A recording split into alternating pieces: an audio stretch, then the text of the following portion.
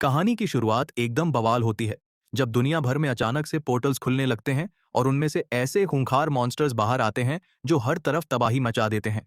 फिर एंट्री होती है हमारे हंटर्स की। 7 हंटर्स ने मिलकर अपनी वीआईपी नोबल फैमिलीज बना ली, लेकिन अपना हीरो इन सबसे अलग था। वो बिना किसी भगवान या डिवाइन हेल्प के अपने ही दम पर टॉप पर पहुंच गया। मतलब बिना किसी गॉडफादर या नेपोटिज्म के अपना भाई ईस्ट का एक मिरेकल वॉरियर बन गया, जिसके साथ साए की तरह डरावने स्कल्स चलते थे। लेकिन भाई, ये दुनिया किसी की तरक्की कहाँ देख सकती है। वो नोबल फैमिलीज और ऊपर बैठे सितारे अपने ईगो में आ गए। उन्हें लगा कि ये अकेला बंदा उनके बनाए हुए सिस्टम के लिए बहुत बड़ा खतरा है। और फिर सीन शिफ्ट होता है एक पूरे शहर पर, जो आग की लपटों में ऐसे जल रहा था जैसे कोई असली नर्क हो। वहां कई वॉरियर्स पड़े थे जिन्हें सिर्फ इस इनविंसिबल हीरो को हराने के लिए भेजा गया था, लेकिन सब के सब धूल चाट रहे थे। तभी वहां एक फेमस मैजिक फैमिली अपनी बड़ी सी झंडी लेकर इस तबाही के बीच हीरो वाली ग्रैंड एंट्री मारती है। हमारा हीरो जमीन पर पड़ा था। उसके हाथ में एक टूटी हुई घड़ी थी। इस भयानक लड़ाई में वो बहुत बुरी तरह घायल हो गया था। उससे सांस तक नहीं ली जा रही थी और उसके चेहरे पर इस थका देने वाली बैटल का पूरा दर्द साफ दिख रहा था। जरा सोचो, उसका एक हाथ कट चुका था, वो घुटनों के बल बैठा था, लेकिन फिर भी उस वॉरियर की आंखों में अपने दुश्मन के लिए एक खूंखार और बिना पलक झपकाए देखने वाली हिम्मत थी। गुस्से से भरा हुआ वो जवान लड़का उस डेमिट्री नाम के बुढ़े मेज पर चिल्लाता है जिसने ये सारी तबाही मचाई थी। और वो दुश्मन, वो मलबे के ऊपर ऐसे एटीट्यूड में बैठा था जैसे किसी के बाप का राज हो और मजे से इस बर्बादी को देख रहा था।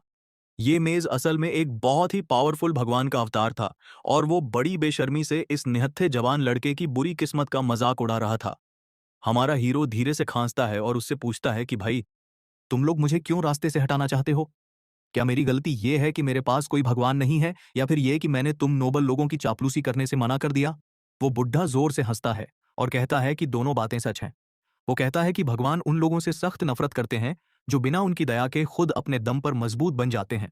फिर वो बुढ़ा थोड़ा डरते हुए ये भी मानता है कि इस इमोर्टल किंग के पास इतनी पावर है जो उन सबको टक्कर दे सकती है, और यही बात उन सबको डराती है। हमारे हीरो को यह बहाना एकदम बकवास लगता है और वो उस जादूगर को घूरना जारी रखता है। लेकिन उसका दुश्मन समझाता है कि तुम्हारी ये अनडेड मैजिक दुनिया के रूल्स को तोड़ती है और नेचर के खिलाफ है। फिर वो मेज एक सुनहरी रोशनी के साथ चमकने लगता है और कहता है कि स्वर्ग ने भी इस शैडो वॉरियर को छोड़ दिया है। हमारा हीरो उस बुढ़े को रोस्ट करते हुए उसका मजाक उड़ाता है कि तुम तो खुद भगवान की पावर के पीछे छुपने वाले डरपोक हो, और उसे वार्निंग देता है कि वो इतनी देर से जो चुप था ना, उसके पीछे एक बहुत बड़ा रीजन था।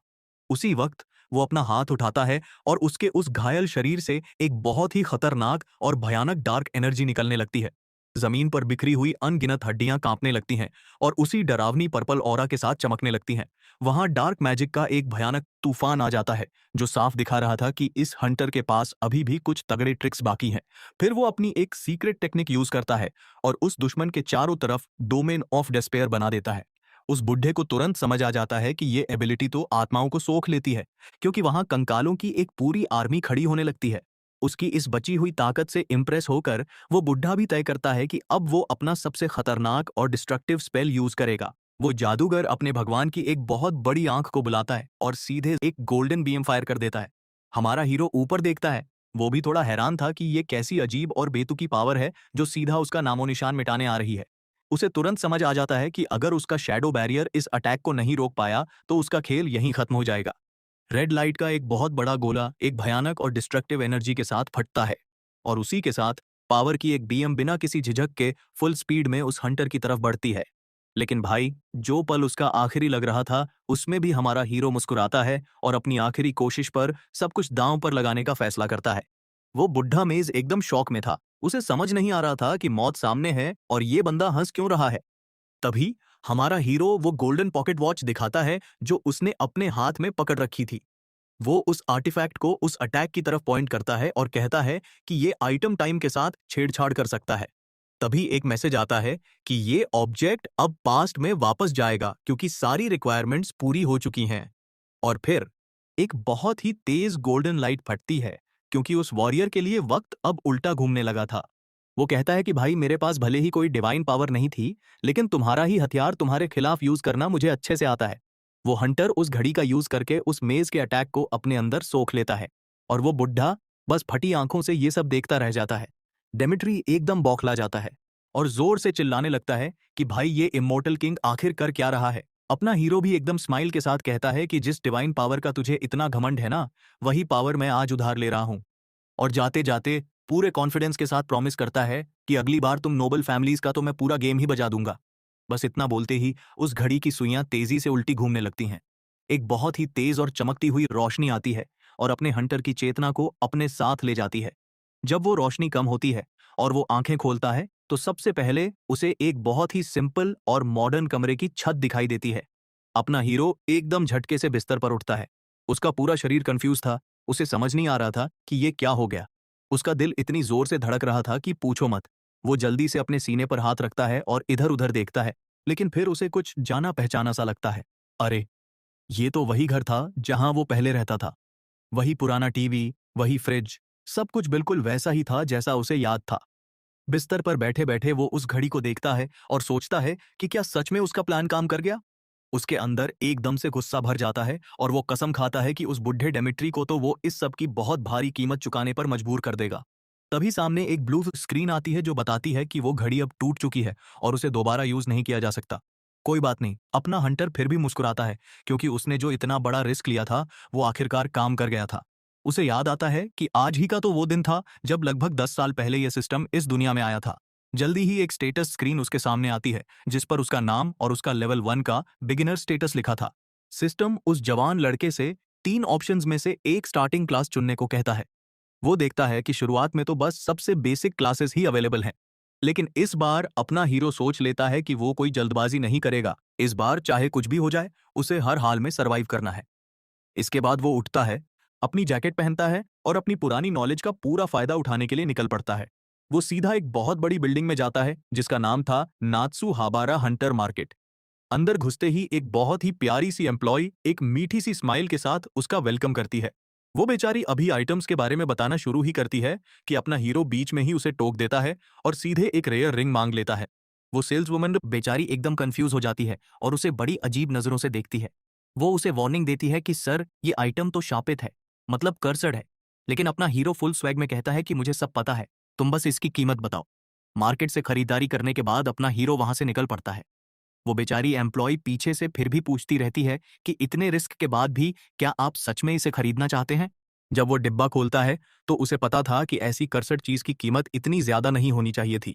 एक ब्लू स्क्रीन पर रिंग ऑफ लेसर डार्कनेस की डिटेल्स और उसके उस भयानक श्राप के बारे में लिखा था। श्राप के बारे में सब कुछ जानते हुए भी वो उस अंगूठी को पहन लेता है क्योंकि भाई को पता था कि इस प्रॉब्लम को कैसे हैंडल करना है। अंगूठी पहनते ही एक डार्क ऑरा उसके चारों तरफ आ जाता है क्योंकि जो लोग इसके श्राप को झेल जाते हैं, ये आइटम उन्हें नेक्रोमेंसी की भयानक पावर दे देता है। एक बहुत ही खतरनाक और विलेन वाली स्माइल के साथ वो उस डार्क एनर्जी को अपने पूरे शरीर में महसूस करता है। अचानक से वो एक बहुत ही डार्क और उदास कर देने वाली जगह पर पहुंच जाता है जो एकदम किसी कभी ना खत्म होने वाले खालीपन जैसी थी। वहां वो पूरे कॉन्फिडेंस के साथ बिना किसी डर के उस अंगूठी के श्राप का सामना करता है। वो श्राप किसी और का नहीं, बल्कि उसके उसी सबसे बड़े दुश्मन उस बुढ़े मेज डेमेट्री का एक सुनहरा इल्यूजन था।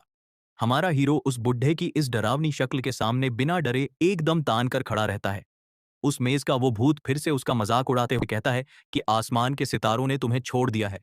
वो सुनहरा भूत अपने हाथ आगे बढ़ाता है ताकि वो हमारे हीरो के दिमाग पर अपनी पावर से एक जोरदार अटैक कर सके। वो दुश्मन बकवास करता है कि पास्ट में वापस आने के बाद भी तू मुझे कभी सच में हरा नहीं पाएगा। और इसी के साथ रोशनी का एक बहुत बड़ा अटैक उस जवान लड़के के हौसले को तोड़ने के लिए उस पर बरस पड़ता है।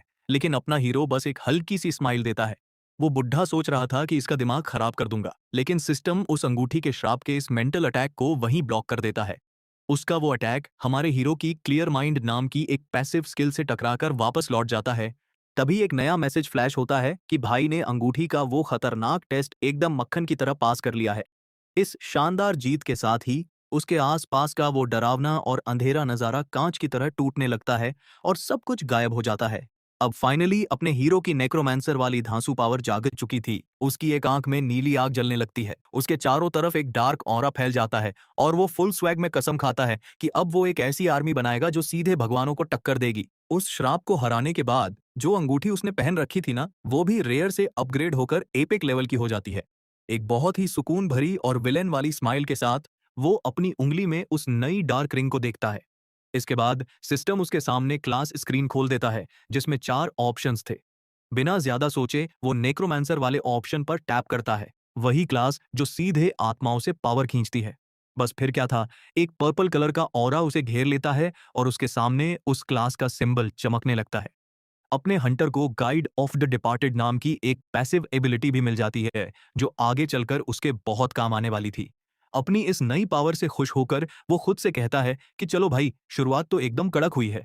लेकिन जब वो अपनी स्किल स्क्रीन देखता है तो उसे रियलाइज होता है कि अभी उसके पास सिर्फ 2 ही स्किल्स हैं। पहली मरे हुए लोगों को जिंदा करने की और दूसरी हड्डियों को अपने इशारों पर नचाने की। अपना हीरो समझदार था, वो सोचता है कि भले ही उसके पास फ्यूचर की सारी नॉलेज है लेकिन अभी वो कोई बहुत तगड़ी स्किल यूज नहीं कर सकता। उसे पता था कि अगर वो सिस्टम के बनाए रूल्स के हिसाब से चला तो वो कभी अपनी मैक्सिमम पावर तक नहीं पहुंच पाएगा। इतनी जल्दी नेक्रोमैंसर बनना अच्छी बात थी, लेकिन उस बुढ़े डेमेट्री को धूल चटाने के लिए सिर्फ इतना काफी नहीं था। उसे किसी बहुत ही प्राचीन और पावरफुल कॉन्स्टेलेशन की पावर चाहिए थी। दिमाग में एक पूरा मास्टर प्लान सेट करके अपना जवान हीरो एक प्लेन पकड़ता है और एक बहुत ही दूर वाले आइलैंड की तरफ निकल पड़ता है। उसकी मंजिल थी समय के महान देवता क्रोनस का वो फेमस और प्राचीन मंदिर। ये वो जगह थी जहां वो कॉन्स्टेलेशन रहते थे जिन्होंने ज्यूस से हारने के बाद अपनी चमक खो दी थी। वो टाइटन्स जिन्होंने अपनी हार मान ली थी, वो अभी भी भगवान की तरह काम कर सकते थे। अपना वॉरियर उस जगह पर एक बहुत पुरानी पत्थर की किताब के सामने खड़ा होता है। उसे याद आता है कि उसकी वो टूटी हुई घड़ी का असली मालिक इन्हीं हारे हुए भगवानों में से एक था। तो बस अब टाइम आ गया था इस कैद में पड़े कॉन्स्टेलेशन को ढूंढने का। बिना एक सेकंड वेस्ट किए वो उस टूटी हुई पॉकेट वॉच को उस प्राचीन वेदी के ऊपर जोर से पटक कर चकनाचूर कर देता है। उस आर्टिफैक्ट के टुकड़ों से एक बहुत ही तेज और अंधी कर देने वाली सुनहरी रोशनी निकलने लगती है। इसी के साथ पूरी जमीन बुरी तरह कांपने लगती है और उसके आसपास का नजारा पूरी तरह से टूटकर बिखर जाता है। जब उसकी आंखें खुलती हैं तो वो खुद को एक बहुत बड़े हॉल में पाता है जिसके बैकग्राउंड में एक बहुत ही खूबसूरत रंगीन कांच वाली खिड़की थी। वो अभी इधर उधर देख ही रहा होता है कि तभी एक बहुत ही रहस्यमयी और भारी आवाज गूंजती है कि इस कमरे में कौन घुस आया है। एक बहुत ही विशाल और गुस्से में भड़की हुई एंटिटी सामने आती है जो पूछती है कि उसकी नींद खराब करने की हिम्मत किसने की। लेकिन भाई, अपना हंटर कहाँ डरने वाला था। वो बस एक हल्की सी स्माइल देता है। उसके चेहरे पर उस भगवान का रत्ती भर भी खौफ नहीं था। वो पूरे कॉन्फिडेंस के साथ समय के देवता क्रोनस का वेलकम करता है, जो सभी टाइटन्स का मौत का ताज पहनने वाला राजा था। समय का वो देवता उसे बड़ी ही सीरियस और शक भरी नजरों से घूरता है। और अपना हीरो, वो अभी भी उस घड़ी के टुकड़ों को हाथ में पकड़े हुए था जो उसे यहां तक लेकर आई थी। वो विशाल टाइटन फिर उससे पूछता है कि क्या तू ही वो छोटा सा इंसान है जो समय में पीछे जाने में कामयाब हो गया। एक स्माइल के साथ अपना हीरो इस बात को कंफर्म करता है और उसे घड़ी के वो टुकड़े दिखाता है। वो बड़ी एंटिटी उसकी तारीफ तो करती है लेकिन फिर पूछती है कि भाई, मुझे मेरी गहरी नींद से क्यों जगाया। अपना हीरो फुल रोस्टिंग मूड में आ जाता है और उसे याद दिलाता है कि कैसे क्रोनस ओलंपस से अपना सब कुछ हार गया था और अब वो बस एक भूला हुआ नाम बनकर रह गया है। एक बहुत ही शातिर और विलेन वाली स्माइल के साथ वो जवान लड़का पूछता है कि क्या आप जैसे पुराने भगवान को अपना बदला नहीं लेना है।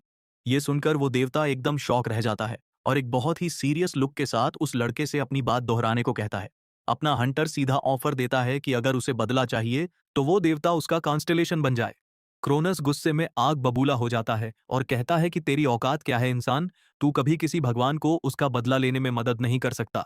बातचीत के दौरान भी अपना हीरो उस टूटी हुई घड़ी को हाथ में पकड़े रहता है। वो बताता है कि पिछले जन्म में वो अपने ही दम पर 9 स्टार रैंक तक पहुंच गया था और ज्यूस भी उसकी हिट लिस्ट में शामिल है। इतना ही नहीं, वो सातों महान नोबल फैमिलीज भी अब उसके दुश्मन हैं और अगर वो उन्हें तबाह कर देगा तो ओलंपस का सारा इन्फ्लुएंस खत्म हो जाएगा। लेकिन भाई, क्रोनस को ये एम्बिशन बहुत छोटी लगती है। वो देवता ताना मारता है कि समय में पीछे आने के बाद भी तूने एक नेक्रोमैंसर बनने का रास्ता चुना। अपना हीरो भी कहाँ चुप रहने वाला था। वो पलटकर जवाब देता है कि ये बात समय के देवता के लिए सच हो सकती है लेकिन फसल के देवता के लिए नहीं। तभी एक बहुत ही पुरानी इमेज सामने आती है जो दिखाती है कि क्रोनस असल में समय और हार्वेस्ट दोनों पर राज करता है। उसका वो हथियार यानी साइथ मौत के फरिश्ते का सिंबल है और ये दोनों ही चीजें दुनिया के नेचुरल रूल्स को तोड़ती हैं। वो टाइटन उसकी इस बेबाकी और हिम्मत पर एकदम भड़क जाता है और उस इंसान से कहता है कि इतना घमंड मत कर। उस प्राचीन देवता के गुस्से से उस पवित्र जगह की जमीन भी कांपने लगती है। लेकिन अपना हंटर भी पीछे नहीं हटता। वो जोर से चिल्लाता है कि ये टाइम इन सब फालतू बातों का नहीं है। वो सीधा पूछता है कि क्या तुम हमेशा ऐसे ही बिना अपने नाम और अपनी पावर के छुपकर जीने वाले हो। अपना हीरो उसे लगातार रोस्ट करता रहता है, ये कहकर कि ऐसे तो वो ओलंपस से भी ज्यादा कमजोर हो जाएगा। और इसी के साथ वो उसे अपनी खोई हुई पावर वापस पाने और ओलंपस को हमेशा के लिए खत्म करने का सीधा इनविटेशन देता है। हालांकि अंदर ही अंदर अपना हीरो पसीने पसीने हो रहा था। उसे पता था कि अगर उसका ये प्लान फेल हुआ तो उसकी तो पक्का वाट लग जाएगी। लेकिन तभी क्रोनस के चेहरे पर एक स्माइल आ जाती है और वो मान लेता है कि वो अपने बदले की आग को कभी नहीं भूल पाया था। वो देवता फिर फैसला करता है कि वो इस लड़के का टेस्ट लेगा, ये देखने के लिए कि क्या सच में इसके अंदर वो पावर है जो उसे उसका बदला दिला सके। अब किसी इंसान के अंदर भगवान वाली डिवाइन नेचर डालना कोई बच्चों का खेल तो है नहीं।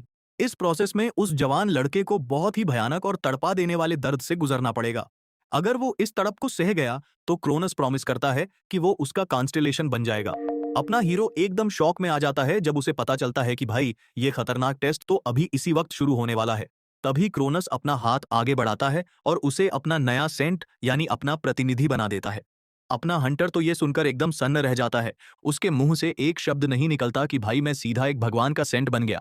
तभी एक बहुत ही शानदार सुनहरी रोशनी उस जवान लड़के के शरीर को घेर लेती है, क्योंकि उसे उस कॉन्स्टेलेशन की पवित्र पावर मिल रही थी। लेकिन यहाँ एक बहुत बड़ा पंगा हो जाता है। उसके अंदर पहले से मौजूद डार्कनेस की पावर और ये नई पवित्र एनर्जी दोनों आपस में ही भिड़ने लगती हैं। उसे अच्छे से पता था कि अगर वो इस दर्द के मारे अभी बेहोश हो गया तो किसी भगवान को अपने साथ रखने का ये इकलौता और सुनहरा मौका उसके हाथ से हमेशा के लिए चला जाएगा। और वो क्रोनस, वो बस बड़ी ही ठंडी और खतरनाक नजरों से उस लड़के के इस दर्दनाक टेस्ट को चुपचाप देख रहा था। इतने भयानक दर्द के बाद भी अपना हंटर पूरी कोशिश करता है कि वो इस पावर के प्रेशर के सामने घुटने ना टेके। एक बहुत ही गजब के डिटर्मिनेशन के साथ वो खुद को उस डिवाइन टॉर्चर को आखिरी दम तक सहने के लिए मजबूर करता है। कुछ समय बाद का सीन आता है जहां हम अपने हीरो को एक एयरपोर्ट के एकदम साफ सुथरे फर्श पर फुल स्वैग में चलते हुए देखते हैं। फाइनली अपनी इस खतरनाक ट्रिप को सक्सेसफुली पूरा करने के बाद वो वापस जापान लौट आया था। एक बहुत ही कॉन्फिडेंट स्माइल के साथ वो लड़का कहता है कि भाई जापान दुनिया की सबसे बेस्ट जगह है। तभी अचानक से क्रोनस का एक छोटा और क्यूट सा वर्जन वहां प्रकट होता है और पूछता है कि क्या दुनिया बहुत बदल गई है। वो भगवान अपने इस नए सेंट के चारों तरफ हवा में तैरने लगता है और समय के बदलने पर कमेंट पास करता है। तभी सिस्टम की एक स्क्रीन बताती है कि देवलोक में एक नया सितारा उभरकर सामने आया है। वो मौत का फरिश्ता अब एक ब्लू जायंट बन चुका है। अपना हीरो मजे लेते हुए उस भगवान को रोस्ट करता है और कहता है कि भाई, एक ऐसा भगवान जो किसी को कोई वरदान तक नहीं दे सकता, वो कुछ ज्यादा ही बातें नहीं बना रहा है। वो सोचता है कि भले ही इस देवता के पास अब ना कोई पावर है और ना ही कोई भक्त, लेकिन फिर भी ये बंदा इस बात को लेकर काफी खुश लग रहा है। वो टाइटन उस रीपर के कॉन्सेप्ट का यूज करके वापस तो आ गया था, लेकिन उसे अपनी पावर वापस पाने के लिए एक सॉलिड रेपुटेशन की जरूरत थी। खैर, इतने सालों तक एक कैद में तड़पने के बाद अब फाइनली आजाद होकर उसका इतना एक्साइटेड होना तो बनता ही है। वो भगवान उस लड़के से कहता है कि जा और पूरी दुनिया में मेरा नाम फैला दे। और अपना हंटर खुद को एक बहुत ही अजीब सी सिचुएशन में फंसा हुआ पाता है। वो सोचता है कि सेंट वाली क्लास सबसे ज्यादा पावरफुल होती है और क्रोनस ने उसे एक प्रीस्ट बना दिया था। उसकी नई क्लास थी saint of the white knight, जिसमें सबसे मजे की बात यह थी कि इसमें नेक्रोमेंसी यूज करने पर कोई पेनल्टी या सजा नहीं थी। इतना ही नहीं, वो अपनी पवित्र पावर को स्पिरिचुअल पावर में बदल सकता था और लाइफ ड्रेन जैसी खतरनाक स्किल भी यूज कर सकता था। उस जवान लड़के को रियलाइज होता है कि एक ही टाइम पर एक भगवान की पवित्र पावर और एक नेक्रोमैंसर की डार्क पावर यूज करना बहुत ही रेयर बात है। उसे समझ आ जाता है कि इन दोनों एबिलिटीज को एक साथ यूज करना मतलब किसी चीट कोड से कम नहीं है, ये एक बहुत ही ब्रोकन पावर है। वो भगवान उसे बताता है कि एक सेंट असल में भगवान का ही रूप होता है और अपना हीरो समझ जाता है कि इस बुढ़े ने ये सब बहुत ही सोच समझकर कैलकुलेट करके किया था। वो देवता डींगन मारता है कि कैसे वो कभी सारे भगवानों का राजा हुआ करता था और ये सब सुनकर अपना वॉरियर थोड़ा सोच में पड़ जाता है। एक स्माइल के साथ वो लड़का डिसाइड करता है कि फ्रोर डुको नाम का पोर्टल उसकी प्रैक्टिस के लिए एकदम सही रहेगा। वो एंशियंट गार्डन उसकी इन सारी नई पावर्स को टेस्ट करने के लिए एक परफेक्ट जगह थी।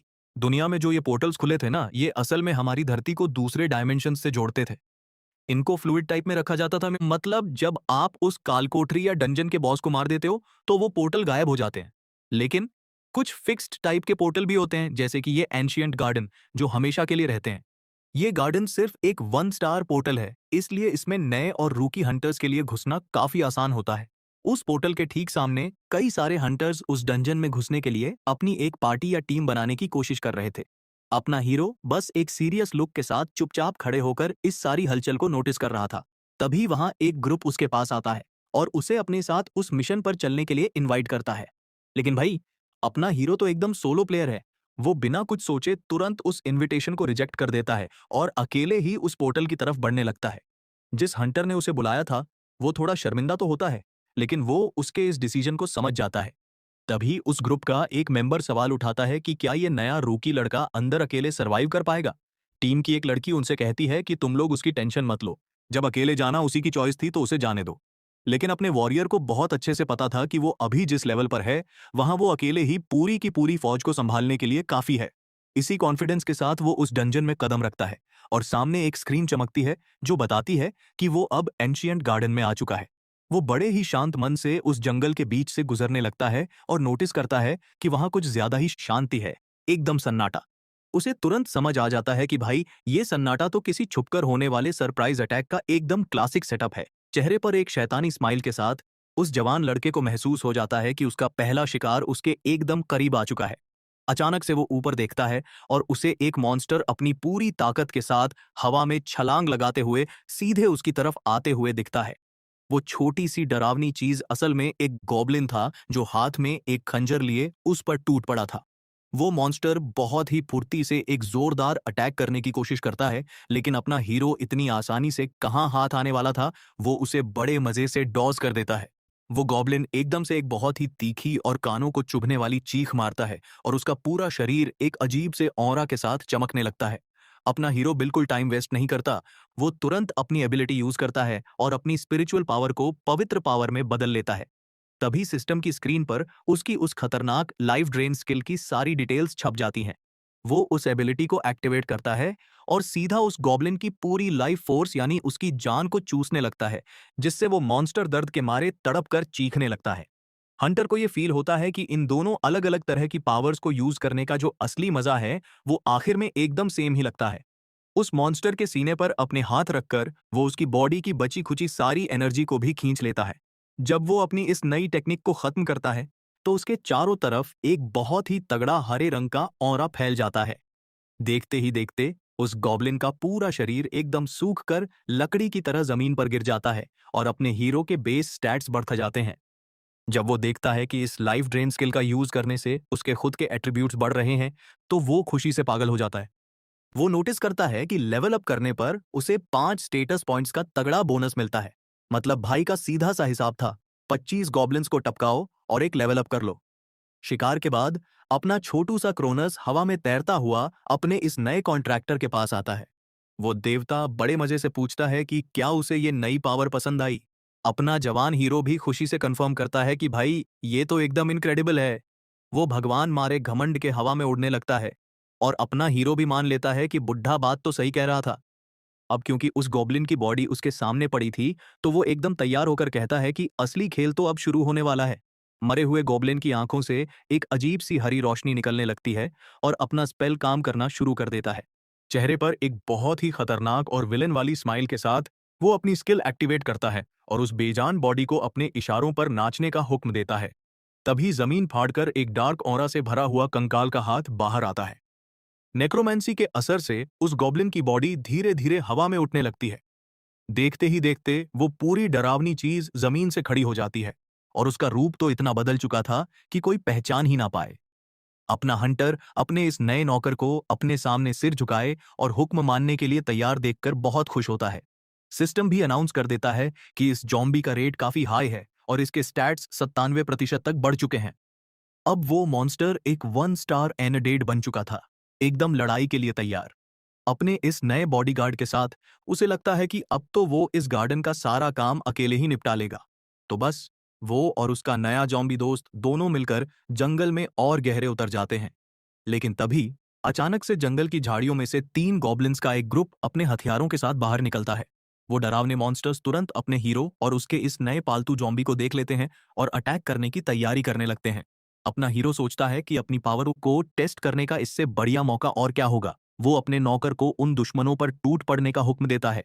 फिर क्या था, वो जॉम्बी बिना एक सेकंड सोचे फुल स्पीड में उन गॉब्लिन तरफ दौड़ पड़ता है। वो उनमें से एक के मुंह पर इतना सॉलिड मुक्का झड़ता है कि बेचारे के सारे दांत ही बाहर आ जाते हैं। बाकी के 2 गॉब्लिन्स उसके पीछे से खंजर घोंप देते हैं। लेकिन भाई उस जॉम्बी को तो कोई घंटा फर्क नहीं पड़ता, उसे दर्द ही फील नहीं होता। एक और मॉन्स्टर साइड से हमला करने की कोशिश करता है, लेकिन वो अनडेड बिना हिले डुले वहीं खड़ा रहता है। उन गॉब्लिन्स की तो डर के मारे हालत टाइट हो जाती है और अपना हीरो बड़े स्वैग में समझाता है कि बेटा, एक जॉम्बी को चाकू मारने से वो मरने वाला नहीं है। इसी बीच जब वो मॉन्स्टर्स उस जॉम्बी में उलझे हुए थे, अपना हीरो इस बात का पूरा फायदा उठाता है और एक गॉब्लिन को उसकी गर्दन से दबोच लेता है। वो उसे हवा में उठाता है और उसकी सारी वाइटल एनर्जी सोखने के लिए अपनी लाइफ ड्रेन स्किल का यूज करता है। उधर उसका नौकर दूसरे गॉब्लिन को इतनी जोर की लात मारता है कि वो फुटबॉल की तरह दूर जाकर गिरता है। फिर वो जॉम्बी पलटता है और उस आखिरी मॉन्स्टर को भी मुक्का मारता है जो अभी तक खड़ा था। एकदम जानवरों की तरह वो जॉम्बी उस दुश्मन की गर्दन को बिना किसी रहम के बुरी तरह चबा डालता है। अपना वॉरियर एक मरे हुए गॉब्लिन की बॉडी के पास खड़ा होता है और सोचता है कि क्या वो इसमें से भी ताकत खींच सकता है। वो अपनी स्किल टेस्ट करता है और देखता है कि भाई, ये तो मरे हुए शरीरों पर भी काम कर रही है और उसके स्टैट्स फिर से बढ़ने लगते हैं। एक कॉन्फिडेंट स्माइल के साथ वो डिसाइड करता है कि अब थोड़ी स्पीड बढ़ाने का टाइम आ गया है। एक बहुत पुरानी कहावत है ना कि पहले दुश्मन को हराना ही आधी जंग जीतने के बराबर होता है। मतलब सबसे मुश्किल काम हमेशा अपना पहला अनडेड बनाना होता है, उसके बाद तो सब हलवा है। वो जवान लड़का अपना जादू चलाता है और बाकी सारी पड़ी हुई बॉडीज को भी अपने हुक्म पर उठने का ऑर्डर देता है। चार और जॉम्बीज हाई स्टैट्स के साथ वहां तो खड़े हो जाते हैं, उसके हर इशारे पर मरने मारने को तैयार। एक सुकून भरी स्माइल के साथ उसे पता था कि उसे बिल्कुल यही चाहिए था। उसके नए जॉम्बीज आगे बढ़ते हैं और वो इस बात को कंफर्म कर लेता है कि भाई, नेक्रोमांसर बनना ही दुनिया की सबसे बेस्ट चीज है। वो अनडेड मॉन्स्टर्स जल्दी ही बाकी गॉब्लिन्स को घेर लेते हैं और उन पर बहुत ही बुरी तरह टूट पड़ते हैं। एक जॉम्बी को चाकू लगता है, लेकिन उसे तो दुश्मन के इस हमले का रत्ती भर भी दर्द नहीं होता। वो छोटा सा गॉब्लिन तो एकदम पैनिक कर जाता है जब वो देखता है कि उसके अटैक का कोई असर ही नहीं हो रहा। वो मॉन्स्टर अपनी मौत को पहली बार इतने करीब से देखकर डर के मारे चीखने लगता है और फिर वो अनडेड नौकर उस दुश्मन को बुरी तरह चबाकर उसका काम तमाम कर देता है। तभी क्रोनस प्रकट होता है और ज्ञान देने लगता है कि एक कॉन्ट्रैक्टर को थोड़ी इज्जत और डिग्निटी के साथ लड़ना चाहिए। लेकिन अपना हीरो भी सीधा बोलता है कि भाई, नेक्रोमांसर्स के लड़ने का स्टाइल यही है, तुम आदत डाल लो। वो एक ही टाइम पर 20 अनडेड को कंट्रोल करने की अपनी लिमिट तक पहुंच जाता है। अपने मैजिक के साथ वो उन गिरी हुई बॉडी से एनर्जी सोखने की तैयारी करता है। फिर अपना हंटर वहां अपनी हेल्प के लिए जॉम्बीज की एक छोटी सी आर्मी बना लेता है और इसके ठीक बाद वो अपने इन नौकरों को जंगल में आगे दौड़ने के लिए भेज देता है। लेकिन अचानक से एक तीरंदाज का एक आग से जलता हुआ तीर उन मॉन्स्टर्स की तरफ सनसनाता हुआ आता है। एक गॉब्लिन को वो सरप्राइज अटैक एकदम सीधा जाकर लगता है और वो दर्द से चीख पड़ता है। अपना हीरो तुरंत अपने नौकरों को रोकता है और इस नई प्रेजेंस को लेकर एकदम अलर्ट हो जाता है। वो उस छुपने वाले को चिल्लाकर कहता है कि ये लुका छिपी का खेल बंद करो और तुरंत सामने आओ। धीरे धीरे वो मिस्टीरियस हंटर्स जंगल के उन पेड़ों के पीछे से बाहर आते हैं। ये तो वही ग्रुप था जिसने उसे पहले अपने साथ चलने के लिए इनवाइट किया था और अब वो उससे पूछते हैं कि आखिर वो है कौन। क्रोनस भी थोड़ा क्यूरियस हो जाता है और अपना हीरो अपने पास्ट के उन चेहरों को तुरंत पहचान लेता है। उसे याद आ जाता है कि ये तो वही फेमस ट्विन शैडो हंटर्स हैं। उसे याद आता है कि समय में पीछे आने से पहले यही वो लोग थे जिन्होंने उसे मारने की कोशिश की थी। उस लड़की का नाम था यूका रेंडो, जो एक बहुत ही टैलेंटेड और खतरनाक आर्चर थी, और उसके भाई का नाम था यूमा रेंडो, जो एक बहुत ही ताकतवर वॉरियर था। अपना हीरो मन ही मन सोचता है कि यार, ये तो उतने स्ट्रांग लग ही नहीं रहे जितना उसे याद था। वो नोटिस करता है कि वो अभी भी बस 1 स्टार के ही हैं और अब उनके ग्रुप में एक और मेंबर भी आ गया है। वो फैसला करता है कि वो उन पर हमला नहीं करेगा, क्योंकि पिछले जन्म में भी उन्होंने बस एक जॉब एक्सेप्ट की थी। उनकी कोई पर्सनल दुश्मनी थोड़ी थी। उन जुड़वा भाई बहनों में से एक उससे पूछता है कि क्या वो ही है जो इस जॉम्बी को कंट्रोल कर रहा है। अपना हीरो जानता था कि अभी इस इलाके में नेक्रोमांसर क्लास के बारे में किसी को कुछ खास पता नहीं है, तो वो बड़े ही गर्व से फुल स्वैग में कंफर्म करता है कि हाँ भाई, ये अनडेड मेरे ही नौकर हैं। उन हंटर्स के ग्रुप को देखकर अपने हीरो के दिमाग में एक बहुत ही गजब का और शातिर आइडिया आता है। वो सोचता है कि यार, उसे अपना सामान ढोने के लिए कुछ मजदूर टाइप लोग चाहिए और इन बेचारों को शायद पैसों की जरूरत है। तो बस वो उस तिकड़ी के पास जाता है और सीधा उन्हें एक जॉब का ऑफर दे डालता है, जिसे सुनकर उनका लीडर एकदम कंफ्यूज हो जाता है। वो उन्हें ऑफर देता है कि तुम लोग मेरे लिए ये मैजिक स्टोन्स इकट्ठे करो और हम प्रॉफिट को 80-20 के रेशियो में बांट लेंगे। वो तीनों हंटर्स एकदम चुप होकर एक दूसरे की शक्ल देखने लगते हैं। उन्हें इस ऑफर पर बहुत तगड़ा शक हो रहा था। जंगल में एकदम सन्नाटा छाया हुआ था और वो ग्रुप आपस में इस डील के बारे में फुसफुसाकर बात कर रहा था। वो आर्चर लड़की और दूसरा लड़का अपने लीडर से कहते हैं कि भाई इस अजीब से नेक्रोमांसर पर बिल्कुल भरोसा मत करना, ये कोई झोल लग रहा है। अपना हीरो बस थोड़ी दूरी से बड़े ही शांत मन से उनकी इस नौटंकी को देख रहा था और उनके फैसले का इंतजार कर रहा था। उसे उनकी ये फुसफुसाहट कुछ ज्यादा ही शोर वाली लग रही थी, लेकिन फिर भी वो फाइनल आंसर के लिए खड़ा रहता है। तभी उस ग्रुप का लीडर जोर से चिल्लाता है कि उसे ये डील मंजूर है, जिसे सुनकर उसके अपने ही साथी चौंक जाते हैं। लेकिन भाई, वो लीडर भी पक्का व्यापारी था। वो कहता है कि डील एकदम फेयर होनी चाहिए, इसलिए प्रॉफिट 50-50 बंटेगा।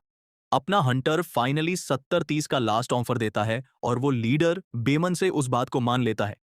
टीम का वो दूसरा लड़का थोड़ा डरते हुए पूछता है कि क्या सेनापाई आप सच में श्योर हैं कि ये कोई अच्छा आइडिया है? तो लीडर समझाता है कि भाई देख, अगर ये बंदा हमें मारना चाहता तो हम अब तक जमीन पर बिना जान के पड़े होते। उसे पूरा यकीन था कि इस अजीब से लड़के के पीछे पीछे चलकर वो लोग अपने नॉर्मल दिनों से कहीं ज्यादा पैसा छापने वाले हैं। शिकार करते करते काफी टाइम बीत जाता है और उन बेचारों की तो हालत ही खराब हो जाती है। टीम का एक लड़का तो पूरी तरह से थक कर चूर हो जाता है और जमीन पर गिरकर गिड़गिड़ाने लगता है कि भाई थोड़ा ब्रेक दे दो, अब मुझसे और पत्थर इकट्ठे नहीं होंगे। वो आर्चर लड़की भी एक पेड़ के सहारे बैठ जाती है और कहती है कि भाई मेरी भी पूरी बैटरी डाउन हो चुकी है। ग्रुप का लीडर उन पत्थरों के पहाड़ को देखता है जो उन्होंने इतनी मेहनत से जमा किए थे। उसे तो शुरू से ही पता था कि ये हंटर कोई आम इंसान नहीं है। ये हंटिंग तो उनकी सोच से भी कहीं ज्यादा खतरनाक और बड़ी थी, क्योंकि उस अकेले नेक्रोमैंसर ने पूरे इलाके को साफ कर दिया था। अपना हीरो मरे हुए मॉन्स्टर्स की और बॉडीज की तरफ इशारा करके कहता है कि भाई वहां भी बहुत प्रॉफिट पड़ा है, जाओ उठा लाओ। वो बेचारा थका हुआ लीडर एकदम रोने वाली शक्ल बनाकर पूछता है कि क्या हम बस थोड़ा सा ब्रेक नहीं ले सकते? लेकिन भाई की हंटिंग तो नॉनस्टॉप चालू थी। उसके जॉम्बीज बिना किसी रहम के एक और गॉब्लिन को बुरी तरह से कूट देते हैं। वो फिर से एक और बॉडी की तरफ इशारा करता है और उन्हें वहां जाकर सामान कलेक्ट करने को कहता है। एक बहुत ही मजे लेने वाली स्माइल के साथ वो उनसे कहता है कि अरे कोई जल्दी नहीं है, आराम से करो। जिसे सुनकर वो बेचारे हंटर्स एकदम स्पीचलेस हो जाते हैं। उन तीनों को अब तक 100% यकीन हो चुका था कि ये बंदा कोई नॉर्मल इंसान तो बिल्कुल नहीं है, पक्का कोई मशीन है। कुछ देर बाद अपना जवान लड़का कहता है कि चलो, लगता है हमने ये पूरा एरिया एकदम साफ कर दिया है। ये मिशन पूरा होने के बाद वो डिसाइड करता है कि चलो अपने करंट स्टैट्स देख ले जाएं। एक स्क्रीन सामने आती है जो दिखाती है कि इस शिकार के बाद उसके सारे एट्रीब्यूट्स बहुत ही गजब तरीके से बढ़ चुके हैं। वो एकदम सेटिस्फाइड फील करता है क्योंकि सिर्फ 3 घंटे के अंदर उसके स्टैट्स 212 पॉइंट बढ़ गए थे। अब क्योंकि उसका लेवल भी बढ़ चुका था, तो अपना हीरो जंगल में और भी गहरे इलाके की तरफ निकल पड़ता है। अब टाइम आ गया था इस डंजन के बॉस को ढूंढने का और इस खेल को हमेशा के लिए खत्म करने का। लेकिन थोड़ी ही दूर जाने पर उसके रास्ते में कुछ बहुत ही तगड़े गॉब्लिन्स का एक ग्रुप आ जाता है, जिनके साथ उनका एक शमन यानी एक तरह का जादूगर भी था। उन मॉन्स्टर्स का वो लीडर बहुत ही घमंड में कहता है कि फाइनली एक बेवकूफ इंसान मेरे इलाके में आ ही गया। अपना हीरो भी कहाँ चुप रहने वाला था, वो उसे फुल रोस्ट करते हुए हंसता है और कहता है कि वाह रे इडियट गॉब्लिन, तू खुद को इस जगह का राजा समझ रहा है क्या? वो फीमेल हंटर पीछे से उसे वार्निंग देती है कि भाई वो साउथ का चीफ है, उसे गुस्सा दिलाना कोई समझदारी नहीं है। लेकिन वो मॉन्स्टर अपनी चमकती हुई आंखों के साथ अपने नौकरों को ऑर्डर देता है कि इस इंसान को मेरे सामने घुटनों पर लाओ। गॉब्लिन्स की वो पूरी फौज अपनी पूरी ताकत के साथ आगे बढ़ती है और वो चीफ उन्हें अपने हीरो को कच्चा चबा जाने का हुक्म देता है। लेकिन अपना जवान लड़का एकदम शांत खड़ा रहता है, क्योंकि उसकी जॉम्बी आर्मी फुल एक्शन के लिए एकदम तैयार थी। उसका एक अनडेड नौकर आगे बढ़कर अटैक करता है, लेकिन वो दुश्मन के एक सरप्राइज अटैक का शिकार हो जाता है। वो मॉन्स्टर बहुत ही फुर्ती और सटीक तरीके से उस जॉम्बी के अंदर अपना हथियार घोंप देता है। वो वार इतना जोरदार था कि वो उस नौकर के शरीर के आर पार हो जाता है और वो बेजान होकर जमीन पर गिर पड़ता है। सिस्टम तुरंत अनाउंस करता है कि उसके एक्टिव फैमिलियर्स यानी नौकरों की गिनती घटकर 19 हो गई है। लेकिन अपने नेक्रोमांसर के चेहरे पर एक बहुत ही ठंडी और खतरनाक लुक थी। वो बस उसी मरे हुए गॉब्लिन की बॉडी को अपना हुक्म मानने का आदेश देता है। और देखते ही देखते जो गॉब्लिन अभी अभी मारा गया था, उसके अंदर से एक कंकाल का हाथ बाहर निकलता है। वो नया जॉम्बी वहां खड़ा हो जाता है और उसके नौकरों की गिनती फिर से 20 हो जाती है। वो नया बना हुआ अनडेड फिर बिना कुछ सोचे अपने ही पुराने साथियों पर अटैक कर देता है। बिना किसी झिझक के वो एक बहुत ही खूंखार तरीके से दूसरे गॉब्लिन की गर्दन को चबा डालता है। वो तीनों हंटर्स एकदम शॉक में थे कि कैसे ये बंदा मरे हुए शरीरों को तुरंत अपना गुलाम बना लेता है। उधर वो शमन जादूगर अपना जादू यूज करने की तैयारी करता है और अपनी कमर से एक आइटम निकालता है। वो खोपड़ी वाला एक डंडा हवा में उठाता है और एक बहुत ही पावरफुल स्पेल पढ़ना शुरू कर देता है। फिर वो मॉन्स्टर उस डंडे को जमीन पर जोर से पटकता है और वहां एक टोटेम ऑफ करेज बन जाता है जो उन गॉब्लिन्स के अंदर हिम्मत भर देता है। वो मॉन्स्टर्स पहले से ज्यादा मजबूत हो जाते हैं और उनकी आंखें एक लाल रंग की पावर से चमकने लगती हैं। वो चीफ घमंड में डींगे हाँकता है कि उसका ये टोटेम दुश्मनों को कमजोर कर देता है और उसके साथियों को ताकतवर बना देता है। लेकिन अगले ही पल अपने हीरो का एक जॉम्बी आकर उस टोटेम को ऐसे तोड़ देता है जैसे वो कोई खिलौना हो। और अपना हीरो मजे लेते हुए पूछता है कि भाई वो जमीन पर क्या फालतू सी चीज पड़ी थी। वो मॉन्स्टर एकदम शॉक में पीछे मुड़कर देखता है। उसे अपनी आंखों पर यकीन ही नहीं हो रहा था कि अभी क्या हुआ। वो गुस्से से पागल होकर चिल्लाता है कि एक मामूली से इंसान की इतनी हिम्मत कि उसने मेरा पवित्र टोटेम तोड़ दिया। और ठीक उसी वक्त अपने हंटर के जॉम्बीज वहां जमीन पर कई सारे वैसे ही डंडे गाड़ देते हैं। उनमें से एक जॉम्बी तो उस डंडे का यूज करके दूसरे गोब्लिन पर बहुत ही जोरदार अटैक कर देता है। फिर हीरो का एक जॉम्बी उसी हड्डियों वाले डंडे से दूसरे मॉन्स्टर का अटैक बड़े मजे से ब्लॉक कर लेता है। वो मॉन्स्टर एकदम हैरान रह जाता है क्योंकि उसने सपने में भी नहीं सोचा था कि उसका वार कोई ऐसे रोक लेगा। चेहरे पर एक बहुत ही शातिर और रोस्टिंग वाली स्माइल के साथ अपना हीरो उस शमन का मजाक उड़ाते हुए पूछता है कि क्या हुआ भाई, फ्रस्ट्रेट हो गया क्या? गॉब्लिन चीफ गुस्से से एकदम पागल हो जाता है और अपनी हड्डियों वाले डंडे को और कस के पकड़ लेता है। फिर वो अपना कर्स ऑफ मैडनेस यानी पागलपन का श्राप एक्टिवेट कर देता है और पूरे इलाके में एक खतरनाक लाल रंग का ऑरा फैल जाता है। इस स्पेल का असर उन तीनों बेचारे हंटर्स पर भी होता है और उनके सिर में भयंकर दर्द होने लगता है। इसके साथ ही गॉब्लिन्स को एक तगड़ा बूस्ट मिलता है और उनके स्टैट्स सीधे 50 पॉइंट बढ़ जाते हैं। अब ये ताकतवर मॉन्स्टर्स अपने हीरो के जॉम्बीज पर बहुत ही बुरी तरह टूट पड़ते हैं और उनमें से एक तो तुरंत ही ढेर हो जाता है। गॉब्लिन्स की वो फौज लगातार हमले करती रहती है और अपने हीरो के नौकरों की गिनती कम होने लगती है। देखते ही देखते उस जवान लड़के की आर्मी में सिर्फ 10 जॉम्बीज बचते हैं। जल्दी ही जमीन अनडेड बॉडीज से भर जाती है और उसके पास सिर्फ 8 नौकर बाकी रह जाते हैं। अपना हीरो तुरंत समझ जाता है कि वो डंडा ही इस गॉब्लिन चीफ का सबसे बड़ा ट्रम्प कार्ड है। वो शमन घमंड में चिल्लाता है कि उसका ये डंडा गॉब्लिन्स के गुस्से और नफरत से बना है। लेकिन अपना चालाक हीरो एक बहुत ही इंपॉर्टेंट बात नोटिस करता है और समझ जाता है कि ये हथियार असल में हड्डियों से बना हुआ है। एक स्माइल के साथ उसे समझ आ जाता है कि अब तो जीत पक्की है।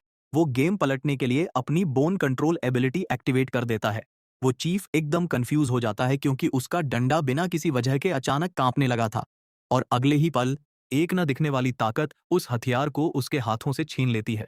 अपना हीरो अब उस चीफ का हथियार अपने हाथ में पकड़े खड़ा था और पूरे इलाके से वो लाल शराब भी टूट चुका था। वो मॉन्स्टर तो जैसे सदमे में चला जाता है और पूछता है कि इस इंसान ने अभी किया तो किया क्या। श्राप के टूटते ही सारे गॉब्लिन्स अचानक से फिर कमजोर हो जाते हैं। फिर अपना हीरो बोन कंट्रोल का यूज करके उस डंडे पर लगी खोपड़ी को अपने हिसाब से घुमाता है। वो जवान लड़का नोटिस करता है कि उस नफरत की वजह से इस हथियार की रिएक्शन स्पीड काफी अच्छी है।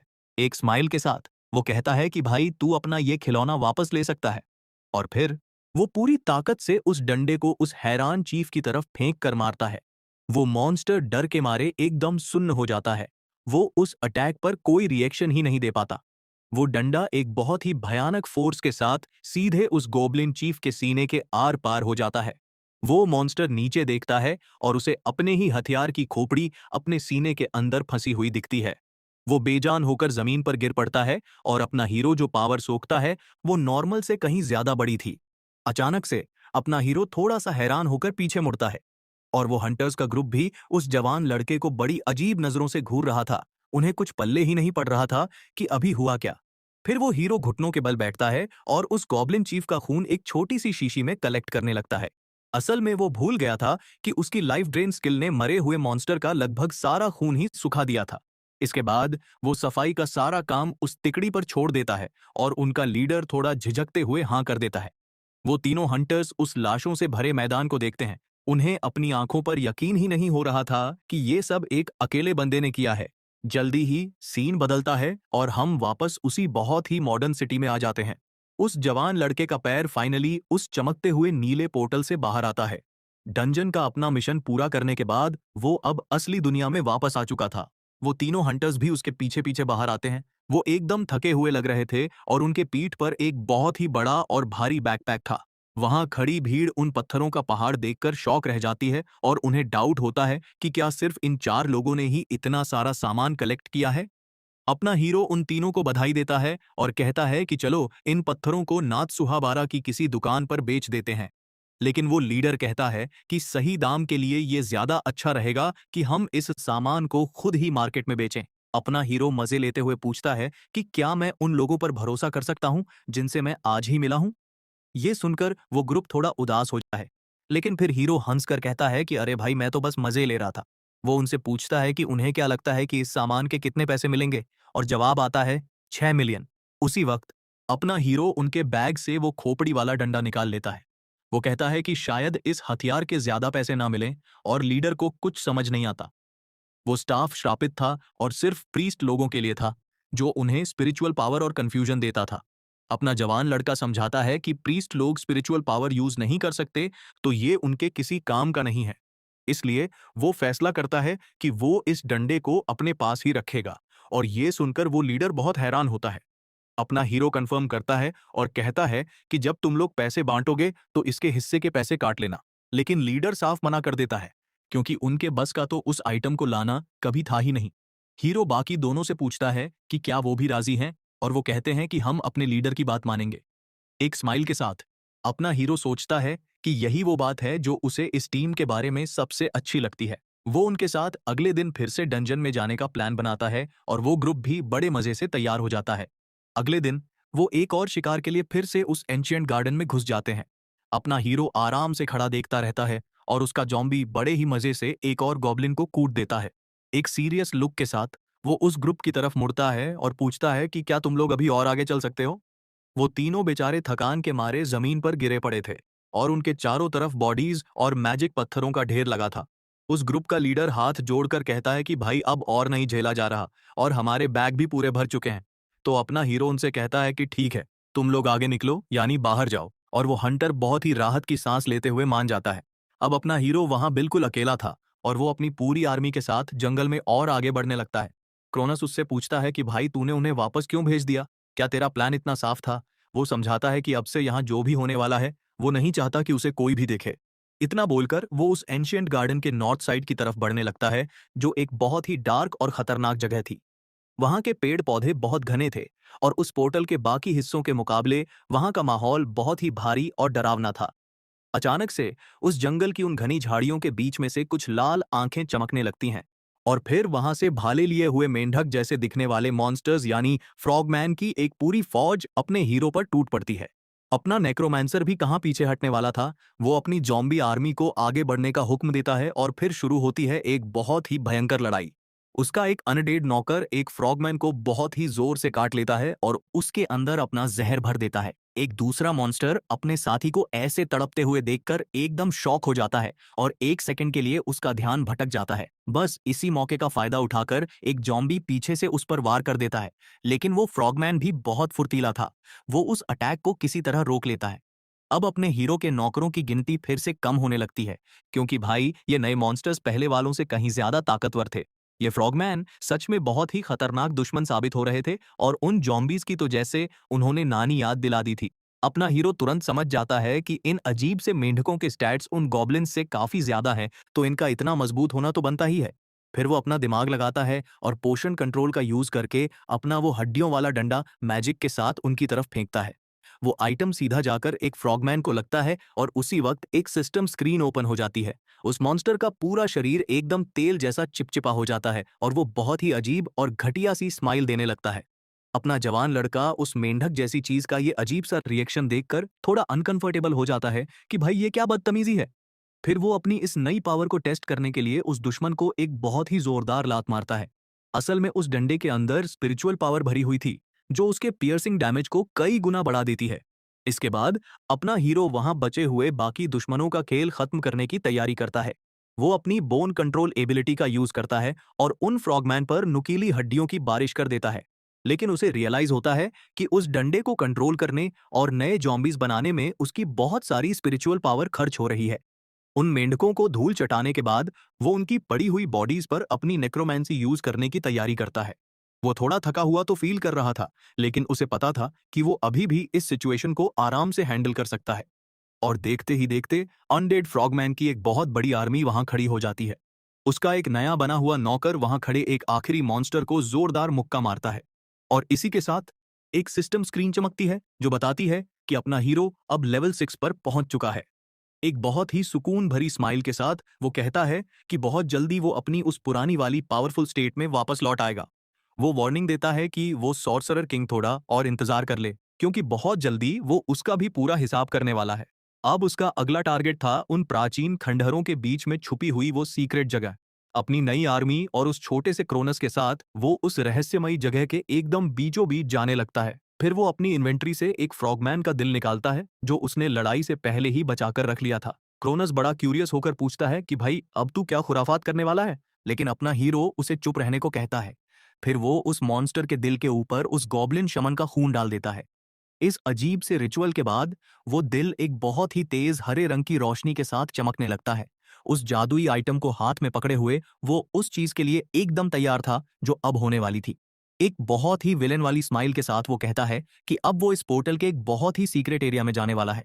सिस्टम तुरंत अनाउंस करता है कि सीक्रेट खोज लिया गया है और उसे अब एक दूसरी जगह पर ले जाया जा रहा है। और अगले ही पल अपना हंटर एक बहुत ही प्राचीन और पुराने ट्रायल अरीना में पहुंच जाता है। वो उस मिट्टी के अरीना के बीच में खड़ा होता है और बड़े ही ध्यान से उस जगह को देखने लगता है। उस जवान लड़के को याद आता है कि पिछले जन्म में भी उसे ये जगह मिली थी, लेकिन तब वो इसके अंदर नहीं घुस पाया था। अपने नौकरों के साथ वो उस अरीना के बीचों बीच चमकते हुए रोशनी के उस पोर्टल की तरफ बढ़ता है। अचानक से उस पोर्टल के अंदर से नाखूनों वाला एक बहुत ही विशाल और डरावना पंजा बाहर आता है। अपना हीरो थोड़ा सा शॉक हो जाता है कि भाई ये पोर्टल के अंदर से कौन सी नई मुसीबत बाहर आ रही है। तभी एक स्क्रीन आती है और अनाउंस करती है कि इस ट्रायल के अंदर सिर्फ एक ही इंसान जा सकता है। सिस्टम उसे अपनी काबिलियत साबित करने को कहता है और अपना हीरो इस खतरनाक टेस्ट के लिए एकदम रेडी हो जाता है।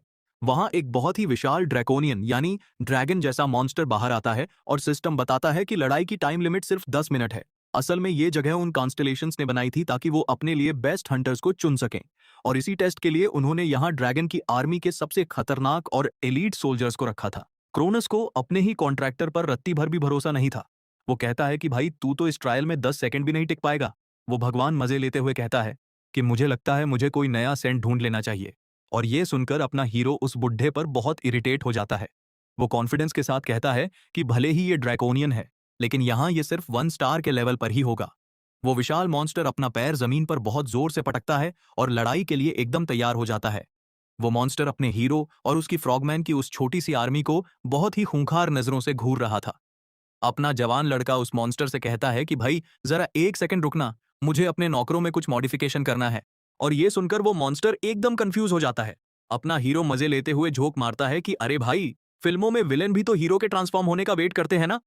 उधर उसके अनडेड नौकर बहुत ही डरे हुए लग रहे थे कि पता नहीं ये हमारा मालिक अब हमारे साथ क्या नया एक्सपेरिमेंट करने वाला है। सिस्टम बताता है कि उन अनडेड को प्लेग ब्लड यानी महामारी वाले खून का यूज करके सक्सेसफुली मॉडिफाई कर दिया गया है। अब वो नॉर्मल जॉम्बी से प्लेग जॉम्बी बन चुके थे और अगर सिचुएशन सही रही तो उन्हें बार बार बनाया जा सकता था।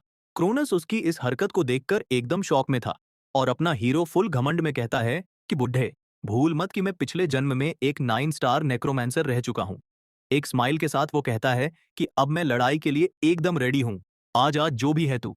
वो ड्रैकोनियन बहुत ही गुस्से और नफरत भरी नजरों से उन मेंढकों की आर्मी को देखता है। बिना टाइम वेस्ट किए वो मॉन्स्टर एक बहुत ही खतरनाक स्पीड के साथ हमला करने के लिए आगे बढ़ता है। अपने नए वाले जॉम्बीज भी तुरंत हवा में छलांग लगा देते हैं ताकि वो उस विशाल मॉन्स्टर को रास्ते में ही रोक सकें। वो प्लेग वाले मॉन्स्टर्स तुरंत उस ड्रैकोनियन को चारों तरफ से घेर लेते हैं और उस पर एक बहुत ही ब्रूटल अटैक कर देते हैं। वो दुश्मन के शरीर से एकदम चिपक जाते हैं और वो भयानक जानवर दर्द और गुस्से के मारे बहुत जोर से दहाड़ता है। उसका एक नौकर उस मॉन्स्टर के कंधे पर बहुत जोर से काट लेता है ताकि उसका सारा जहर उसके अंदर फैल जाए। लेकिन इतने सारे नौकरों के एक साथ अटैक करने के बाद भी वो विशाल ड्रैकोनियन बिना किसी कमजोरी के एकदम मजबूती से खड़ा रहता है। अपनी पूरी ताकत के साथ वो एक जॉम्बी को इतना जोरदार मुक्का मारता है कि वो मॉन्स्टर हरे खून के एक बहुत बड़े गुब्बारे की तरह हवा में ही फट जाता है। सिस्टम अनाउंस करता है कि वो ड्रैकोनियन अब जॉम्बीज के लेवल 12 वाले खतरनाक पॉइजन एसिड यानी जहर का शिकार हो चुका है। अपना लड़का बड़े स्वैग में समझाता है कि उसने उन मेंढकों की सारी फिजिकल ताकत को एक बहुत ही जानलेवा जहर में बदल दिया था। वो ड्रैकोनियन ये देखकर गुस्से से एकदम पागल हो जाता है और बचे हुए सारे नौकरों को बहुत ही बेदर्दी से कुचलने लगता है। वो अपना भारी पैर जमीन पर इतनी जोर से मारता है कि उस अरीना का फर्श ही दरक जाता है।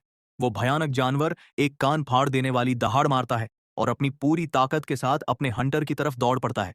अपना हीरो भी उस मॉन्स्टर की इस ढीठपन की तारीफ करता है और अपने डंडे के अंदर अपनी स्पिरिचुअल पावर डाल देता है। इस पावर से वो ड्रैकोनियन के उस जानलेवा अटैक से बचने के लिए अपने चारों तरफ एक एनर्जी शील्ड बना लेता है। वो नोटिस करता है कि भाई इतना भयंकर जहर फैलने के बाद भी इस दुश्मन की ताकत अभी भी किसी पागल हाथी जितनी है। अगले ही पल वो शील्ड कांच की तरह टूट जाती है और अपना लड़का उस जोरदार झटके से हवा में उड़ता हुआ बहुत दूर जाकर गिरता है। अपनी जीत की खुशी में दहाड़ते हुए वो मॉन्स्टर अपने हंटर को मौत के घाट उतारने की तैयारी करता है। लेकिन भाई अपना हीरो तो असली मास्टरमाइंड है। वो तुरंत अपनी बोन कंट्रोल एबिलिटी एक्टिवेट करता है और उस डंडे की खोपड़ी एक खतरनाक पावर से चमकने लगती है। वो डंडा हवा को चीरते हुए फुल स्पीड में जाता है और सीधा उस मॉन्स्टर के शरीर को साइड से चीर डालता है। वो विशाल जानवर दर्द के मारे बुरी तरह चीख पड़ता है क्योंकि उसे इस सरप्राइज अटैक की बिल्कुल भी उम्मीद नहीं थी। इसी बात का फायदा उठाते हुए अपना लड़का अपने बचे हुए सारे जॉम्बीज को एक साथ उस पर टूट पड़ने का हुक्म देता है। वो नौकर भी एकदम भूखे भेड़ियों की तरह उस ड्रैकोनियन के शरीर को जगह जगह से काटने लगते हैं जो पहले ही घायल था और जिसका ध्यान भटका हुआ था। वो मॉन्स्टर गुस्से और दर्द से पागल होकर दहाड़ता रहता है जबकि वो जॉम्बीज उसके अंदर अपना जहर भरते जा रहे थे। देखते ही देखते उस विशाल राक्षस का पूरा शरीर उन फ्रॉगमैन के उस खतरनाक जहर से एकदम काला पड़ जाता है। लेकिन भाई वो भी कोई आम मॉन्स्टर नहीं था। पूरा जहर फैलने के बाद भी वो अपनी बची हुई ताकत से एक जॉम्बी को कुचल ही देता है। फिर वो बिना किसी रहम के अपने नुकीले पंजों से एक और जॉम्बी का काम तमाम कर देता है। एक विलेन वाली स्माइल के साथ अपना हीरो कहता है कि भाई लड़ाई तो तूने बहुत अच्छी की, लेकिन अब तेरा टाइम खत्म हो चुका है। वो विशाल मॉन्स्टर घुटनों के बल जमीन पर गिर जाता है और दर्द और निराशा से भरी अपनी आखिरी दहाड़ मारता है। फिर अपना लड़का उस विशाल जानवर के शरीर में से अपना वो खोपड़ी वाला डंडा बाहर खींच लेता है। वो धीरे धीरे उस हारे हुए दुश्मन के पास जाता है ताकि इस खेल को हमेशा के लिए खत्म कर सके। एक इशारे के साथ वो अपनी सबसे खतरनाक एबिलिटीज में से एक को यूज करने की तैयारी करता है। वो अपनी लाइफ ड्रेन एक्टिवेट करता है और उस विशाल मॉन्स्टर के अंदर बची हुई आखिरी सांसें और एनर्जी भी खींच लेता है। वो जानवर एकदम बेजान होकर गिर पड़ता है और सिस्टम अनाउंस कर देता है कि भाई ने ये ट्रायल सक्सेसफुली कंप्लीट कर लिया है। क्रोनस भी उसकी इस शानदार जीत की तारीफ करता है, लेकिन अपना लड़का फुल स्वैग में कहता है कि बुड्ढे मैं तो यहाँ कभी खतरे में था ही नहीं। इस जीत के साथ उसे ट्रायल के रिवॉर्ड के तौर पर मार्क ऑन ऑफ रेजिस्टेंस मिलता है। वो एक बहुत ही सुकून भरी स्माइल देता है क्योंकि ये नया पैसिव मार्क कोई छोटी मोटी चीज नहीं बल्कि एक बहुत ही हाई लेवल की पावर थी। लेकिन अपना हीरो उस लाश को देखकर कहता है कि भाई असली रिवॉर्ड तो कुछ और ही है। क्रोनस पूछता है कि अब तू क्या करने वाला है, तो वो अपना मैजिक यूज करने की तैयारी करता है। वो सोचता है कि इस शानदार बॉडी से एक बहुत ही तगड़ा अनडेड बनाने के लिए उसे कुछ खास टूल्स यानी औजारों की जरूरत पड़ेगी। फिर सीन एकदम से बदलता है और हम सैतामा शहर में आ जाते हैं जहां एकदम कड़क धूप खिली हुई थी। अपना हंटर एक पुराने से गोदाम के सामने एक बहुत ही सीरियस और पक्के इरादे वाले लुक के साथ रुकता है। वो खुद से कहता है कि समय में पीछे आने के बाद भी ये जगह तो बिल्कुल भी नहीं बदली है। अचानक से उस गोदाम के अंदर एक बहुत ही जोरदार आग वाला धमाका होता है जो उसे एकदम चौंका देता है। अपना लड़का उस धुएं की वजह से थोड़ा खांसता है और हंसते हुए कहता है कि चलो, कम से कम ये धमाके भी नहीं बदले हैं। तभी उस धुएं के दूसरी तरफ से हल्के रंग के बालों वाला एक और लड़का खांसता हुआ बाहर आता है। अपने नेक्रोमैंसर के चेहरे पर एक बड़ी सी स्माइल आ जाती है। वो समझ जाता है कि उसने एकदम सही बंदे को ढूंढ निकाला है। वो जवान अल्केमिस्ट धुएं से बाहर आता है। उसे कुछ समझ नहीं आ रहा था कि भाई ये हो क्या रहा है। ये बंदा कोई और नहीं बल्कि केन्या शिनयानी था, जो उस टाइम पर पूरे जापान का सबसे महान अल्केमिस्ट बनने वाला था। अपना हीरो उसके पास जाता है और बड़े ही प्यार से पूछता है कि भाई क्या तुम्हारे पास बात करने का थोड़ा टाइम है। वो अपना नाम रयोगा बताता है और कहता है कि उसे उसके अल्केमी वाले टूल्स यूज करने हैं। वो अल्केमिस्ट एक अनजान बंदे की इस अजीब सी डिमांड को सुनकर एकदम चिढ़ जाता है। लेकिन अपना चालाक लड़का कहता है कि अगर मैं सिर्फ तुम्हारे टूल्स उधार लूंगा तो इसमें तुम्हारा क्या फायदा होगा, डील तो विन विन होनी चाहिए ना। वो खुलासा करता है कि उसे उस मिड ग्रेड हीलिंग पोशन की रिसर्च के बारे में सब कुछ पता है और वो उसे इस रिसर्च में हेल्प करने का ऑफर देता है, जिसे सुनकर वो बेचारा अल्केमिस्ट एकदम कंफ्यूज हो जाता है। फिर हम उस लेबोरेटरी के अंदर का सीन देखते हैं जहां कई सारे अजीबोगरीब इक्विपमेंट्स और कलरफुल टेस्ट ट्यूब्स रखे हुए थे। एक टेबल के ऊपर अल्केमी का एक बहुत बड़ा और डिटेल वाला मटका यानी कॉल्ड्रन रखा हुआ था। वो अल्केमिस्ट एकदम शॉक में था और सोच रहा था कि भाई इस लड़के ने इस पोशन को स्टेबल कैसे कर दिया। अपना हीरो फुल रोस्टिंग वाले मोड में समझाता है कि भाई जिस फॉर्मूले को तूने सालों लगाकर ढूंढना था वो मैंने यूं चुटकियों में सॉल्व कर दिया। एक स्माइल के साथ वो एक सर्जिकल ब्लेड यानी स्कैल्पल उठाता है और पूछता है कि क्या तू इसका लाइव टेस्ट देखना चाहता है। बिना एक सेकंड सोचे अपना लड़का उस तेज धार वाले ब्लेड से अपने ही हाथ पर एक गहरा कट मार लेता है और तुरंत बाद वो उस पोषण का लाल रंग का लिक्विड अपने उस घाव पर डाल देता है। देखते ही देखते वो घाव एकदम जादू की तरह भर जाता है और वो अपना बिल्कुल ठीक हो चुका हाथ उसे बड़े ही घमंड के साथ दिखाता है। एक स्माइल के साथ खड़ा वो अल्केमिस्ट उस पोषण की इतनी भयानक पावर को देखकर एकदम शॉक और हैरान रह जाता है। वो पूछता है कि क्या इसने सच में काम किया और उस जादुई रिजल्ट की बहुत तारीफ करता है। वो जवान साइंटिस्ट उस टेस्ट ट्यूब को और अच्छे से एनालाइज करने के लिए पकड़ने की कोशिश करता है, लेकिन अपना नेक्रोमैंसर बड़े ही मजे लेते हुए उस आइटम को पीछे खींच लेता है। वो एक शैतानी स्माइल के साथ पूछता है कि क्या भाई फॉर्मूला जानने की बड़ी खुजली हो रही है ना। वो तुरंत हाँ में सिर हिलाता है। एक बहुत ही शातिर लुक के साथ अपना लड़का कहता है कि इसके लिए तुझे मेरा एक फेवर करना पड़ेगा। वो ऑफर देता है कि हम दोनों मिलकर काम करेंगे और वो उसे ऐसी ऐसी नई रेसिपी सिखाएगा जो उसने कभी सपने में भी नहीं सोची होंगी। लेकिन इसके बदले में जो भी प्रॉफिट होगा वो 60-40 के रेशियो में बंटेगा और वो 60% ऑब्वियसली अपने हीरो का ही होगा कि ये बंदा तो उसके जाल में फंस गया जैसा उसने सोचा था। एक बहुत ही शातिर स्माइल के साथ अपना हीरो कहता है कि ले भाई, आज से तू मेरा नया पार्टनर। तभी उसके हाथ की वो अंगूठी चमकने लगती है और वो अपनी नेक्रोमैंसी यूज करने के लिए तैयार हो जाता है। अगले ही पल उस लैब के फर्श पर उस विशाल ड्रैकोनियन की बॉडी आ गिरती है। वो बेचारा साइंटिस्ट तो डर के मारे एकदम शॉक में आ जाता है और पूछता है कि भाई ये कौन सी भयानक चीज है। अपना लड़का बड़े आराम से समझाता है कि भाई मैं एक नेक्रोमैंसर हूं और मैं इस बॉडी को प्रोसेस करने वाला हूं। फिर वो उस अल्केमिस्ट को भी इस जॉम्बी बनाने के प्रोसेस में हेल्प करने के लिए इनवाइट करता है। लेकिन वो साइंटिस्ट साफ मना कर देता है कि भाई अभी तक हमने कोई कॉन्ट्रैक्ट साइन नहीं किया है तो मैं हाथ नहीं लगाऊंगा। वो उसे बस अपनी जगह यूज करने की परमिशन देता है और अपना हीरो एक बहुत ही मजे लेने वाले लुक के साथ मान जाता है। अपना लड़का समझाता है कि भाई तेरा मुझ पर शक करना एकदम नॉर्मल है क्योंकि तेरे पास्ट में तेरे साथ बहुत बड़ा धोखा हुआ है। किसी और ने तेरी मेहनत का क्रेडिट चुरा लिया था और तुझे जबरदस्ती जॉब से निकाल दिया गया था। क्रोनस भी उस धोखेबाजी की शिकायत करता है और अपना हीरो कहता है कि ये सारे भगवान भी तो एक जैसे ही होते हैं। वो कहता है कि ये अल्केमिस्ट इसलिए हिचकिचा रहा है क्योंकि उसने अभी तक मेरी असली पावर देखी ही नहीं है। तो वो ऑफर देता है कि वो उसकी हेल्प करेगा ताकि वो अपनी आंखों से उसकी ताकत देख सके। एक बहुत ही सीरियस लुक के साथ वो अल्केमिस्ट अपने नेक्रोमैंसर को घूरता है और फिर फाइनली वो उसकी बात मान लेता है और अपना एक टूल उसके हाथ में थमा देता है। अपना हीरो उससे 5 माना स्टोन्स को एकदम सही रेशियो में पिघलाने को कहता है। थोड़ी ही देर में वो लड़का वो लिक्विड तैयार करके दे देता है और अपना हीरो उसकी इस खतरनाक स्पीड को देखकर एकदम हैरान रह जाता है।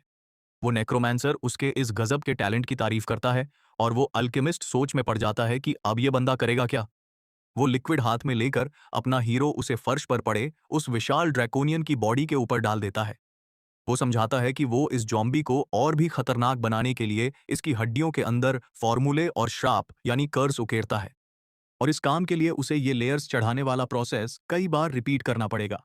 फिर वो दोनों मिलकर उस मॉन्स्टर की बॉडी पर बिना रुके पागलों की तरह काम करने लगते हैं। वो बेचारा अल्केमिस्ट थकान के मारे चिल्लाने लगता है क्योंकि वो बिना किसी रेस्ट के लगातार उन आइटम्स को पीस रहा था। काफी टाइम बाद अपना हंटर कहता है कि चलो भाई, ये लंबा प्रोसेस फाइनली खत्म हुआ। वो अपनी बॉडी स्ट्रेच करता है और वो अल्केमिस्ट भड़क कर चिल्लाता है कि भाई पागल है क्या, हमें काम करते करते पूरे 3 दिन बीत चुके हैं। वो साइंटिस्ट शॉक में था कि आखिर ये बंदा है कौन जिसके पास इतनी ज्यादा पावर और स्टैमिना है। सिर्फ एक 1 स्टार हंटर होने के बाद भी उसने अपनी माना से एक बॉडी के दिल को मूव कर दिया था। उसे समझ आ जाता है कि ये लड़का दुनिया के सारे लॉजिक को फेल करता है, लेकिन इसकी ये भयानक एबिलिटी एकदम रियल है। अपना हीरो उसकी तरफ पलटता है और फिर से अपना वही 60-40 वाला ऑफर रिपीट करता है। अब वो अल्केमिस्ट बिना कोई नौटंकी किए तुरंत उस हंटर की डील एक्सेप्ट कर लेता है। वो खुद एक्सेप्ट करता है कि अकेले उस हीलिंग पोशन को खत्म करने में उसे 2 साल लग जाते, लेकिन इस लड़के की हेल्प से तो पूरी कहानी ही बदल गई है। इसलिए वो उसके साथ मिलकर काम करने का फैसला करता है। एक शैतानी स्माइल के साथ अपना नेक्रोमैंसर इस रिजल्ट से एकदम सेटिस्फाइड फील करता है। वो कहता है कि उसे अपने इस नए अल्केमिस्ट पार्टनर से बहुत बड़ी बड़ी उम्मीदें हैं।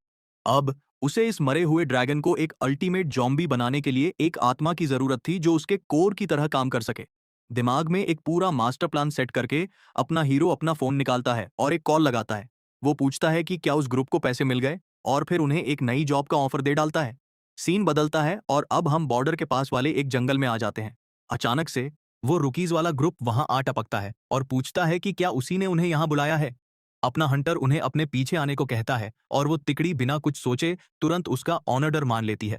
वो उस घने जंगल से गुजर रहे होते हैं और उनमें से एक डरते हुए कहता है कि भाई ये जगह तो बहुत खतरनाक है और मॉन्स्टर्स से भरी पड़ी है। अपना हीरो बड़े आराम से कहता है कि मैं तो बस यहाँ अपने एक पुराने जान पहचान वाले को रेस्पेक्ट देने आया हूँ। अपनी चील जैसी तेज नजरों से वो जंगल के उन पेड़ों के बीच कुछ ढूंढ रहा था। वो ग्रुप बहुत ही डर डर कर उस हंटर के पीछे उन लंबे पेड़ों के बीच से चलने लगता है। अचानक से अपना हीरो रुक जाता है और उसे हवा में कुछ अजीब सी खतरनाक चीज महसूस होती है। और अगले ही पल उन्हें एक खाली जगह पर एक अकेला ऑर्क पहरा देते हुए दिखाई देता है। वो तिकड़ी उसे वार्निंग देती है कि भाई वो मॉन्स्टर टू स्टार का है और बहुत ही खतरनाक है, पंगा मत लेना। लेकिन अपना लड़का कहाँ किसी की सुनने वाला था। वो डिसाइड करता है कि चलो अपने उस नए प्रोसेस किए हुए हड्डियों वाले हथियार को टेस्ट किया जाए। बस फिर क्या था, वो बोन कंट्रोल एक्टिवेट करता है और वो हथियार एनर्जी की एक बहुत ही खतरनाक ब्लेड फायर कर देता है। उस सुनहरी हड्डी से एक बहुत ही डरावना डार्क ऑरा और एक भयानक पावर निकल रही थी। वो ऑर्क भी तुरंत रिएक्शन देता है और पूरी ताकत से अपना भाला अपने हीरो की तरफ फेंक कर मारता है। वो भाला हवा को चीरता हुआ फुल स्पीड में नेक्रोमांसर के उस अटैक को रोकने के लिए जाता है। एक स्माइल के साथ अपना हीरो समझ जाता है कि ये मामूली सा भाला उसके जादुई अटैक को रोक ही नहीं सकता। वो मजे लेते हुए रोस्ट करता है कि बेचारे मॉन्स्टर की किस्मत कितनी खराब है, मेरा ये वार खाली जाने वाला नहीं है। और सच में वो हड्डियों वाली ब्लेड एक बहुत ही भयानक फोर्स के साथ उस भाले की नोक के चिथड़े उड़ा देती है। वो जोरदार वार सीधा उस ऑर्क के कंधे पर जाकर लगता है और वो मॉन्स्टर उस झटके से दर्द के मारे चीख पड़ता है। अपना लड़का कहता है कि यार मैंने तो सीधा इसके दिल पर निशाना लगाया था, लेकिन मानना पड़ेगा कि इस जानवर की बॉडी भी काफी मजबूत है। वो मॉन्स्टर गुस्से से पागल हो जाता है और अपने कंधे से उस हथियार के टुकड़े को बुरी तरह खींच कर निकाल देता है। इतना घायल होने के बाद भी वो जानवर अपने लड़के पर हमला करने की कोशिश करता है। वो एक आखिरी और खतरनाक कोशिश में अपनी पूरी ताकत के साथ उस हंटर की तरफ दौड़ पड़ता है। लेकिन अपना हीरो एकदम चिल होकर एक ही जगह पर खड़ा रहता है, जैसे वो काउंटर अटैक करने के लिए एकदम सही टाइम का वेट कर रहा हो। लेकिन तभी अचानक से आग का एक बहुत बड़ा धमाका होता है जो सीधा उस मॉन्स्टर के मुंह पर जाकर लगता है। उस तिकड़ी का जो लीडर था ना, वो तुरंत अपनी शील्ड से खुद को बचाता है और अपना हीरो उसकी इस परफेक्ट टाइमिंग की तारीफ भी करता है। अपनी चमकती हुई आंखों के साथ वो उस दुश्मन पर अपना जादू चलाने के लिए फिर से तैयार हो जाता है। वो मजे लेते हुए उसे रोस्ट करता है कि भाई एक से क्या होगा, चलो 3 ट्राई करते हैं। और वो अपनी बोन कंट्रोल वाली पावर को एक्टिवेट कर देता है। देखते ही देखते हड्डियों के 3 नुकीले टेंटिकल्स उस घायल ऑर्क के शरीर को जकड़ लेते हैं। वो नुकीली हड्डियां उस मॉन्स्टर को कई जगह से चीर देती हैं और उसका खेल हमेशा के लिए खत्म कर देती हैं। उस भयानक क्रिएचर के ढेर होने के बाद वो दोनों जंगल की जमीन पर पड़ी उस विशाल बॉडी को देखते हैं। उस ग्रुप का लीडर तो शॉक के मारे एकदम सुन्न हो गया था। उसे अपनी आंखों पर यकीन ही नहीं हो रहा था कि उसने एक 2 स्टार ऑर्क को हरा दिया है। अपना जवान लड़का उन्हें कहता है कि भाई ऐसे मूर्ति बनकर मत खड़े रहो, क्योंकि असली काम तो अब जाकर शुरू होने वाला है। वो लीडर थोड़ा घबराते हुए पूछता है कि क्या सच में हम सही रास्ते पर जा रहे हैं। अपना हीरो कंफर्म करता है और ठीक उसी वक्त उसका वो नया बना हुआ ऑर्क जॉम्बी नौकर उसके पीछे खड़ा हो जाता है। वो लड़का समझाता है कि जिस इंसान को वो ढूंढ रहा है ना, वो सामने उस ऑर्क वाले गांव में ही है। थोड़ी दूर देखने पर उन्हें एक बहुत बड़ा सा गांव दिखाई देता है जिसके लकड़ी के गेट पर कई सारे ऑर्क्स पहरा दे रहे थे। लीडर की तो हवा टाइट हो जाती है। वो पूछता है कि भाई तू पक्का श्योर है ना, क्योंकि मुझे लगा था हम बस किसी को श्रद्धांजलि देने आए हैं। अपना नेक्रोमांसर एक स्माइल के साथ बस हाँ बोलता है और उसका वो नया खूंखार ऑर्क जॉम्बी भी उसके बगल में एकदम तैयार खड़ा था।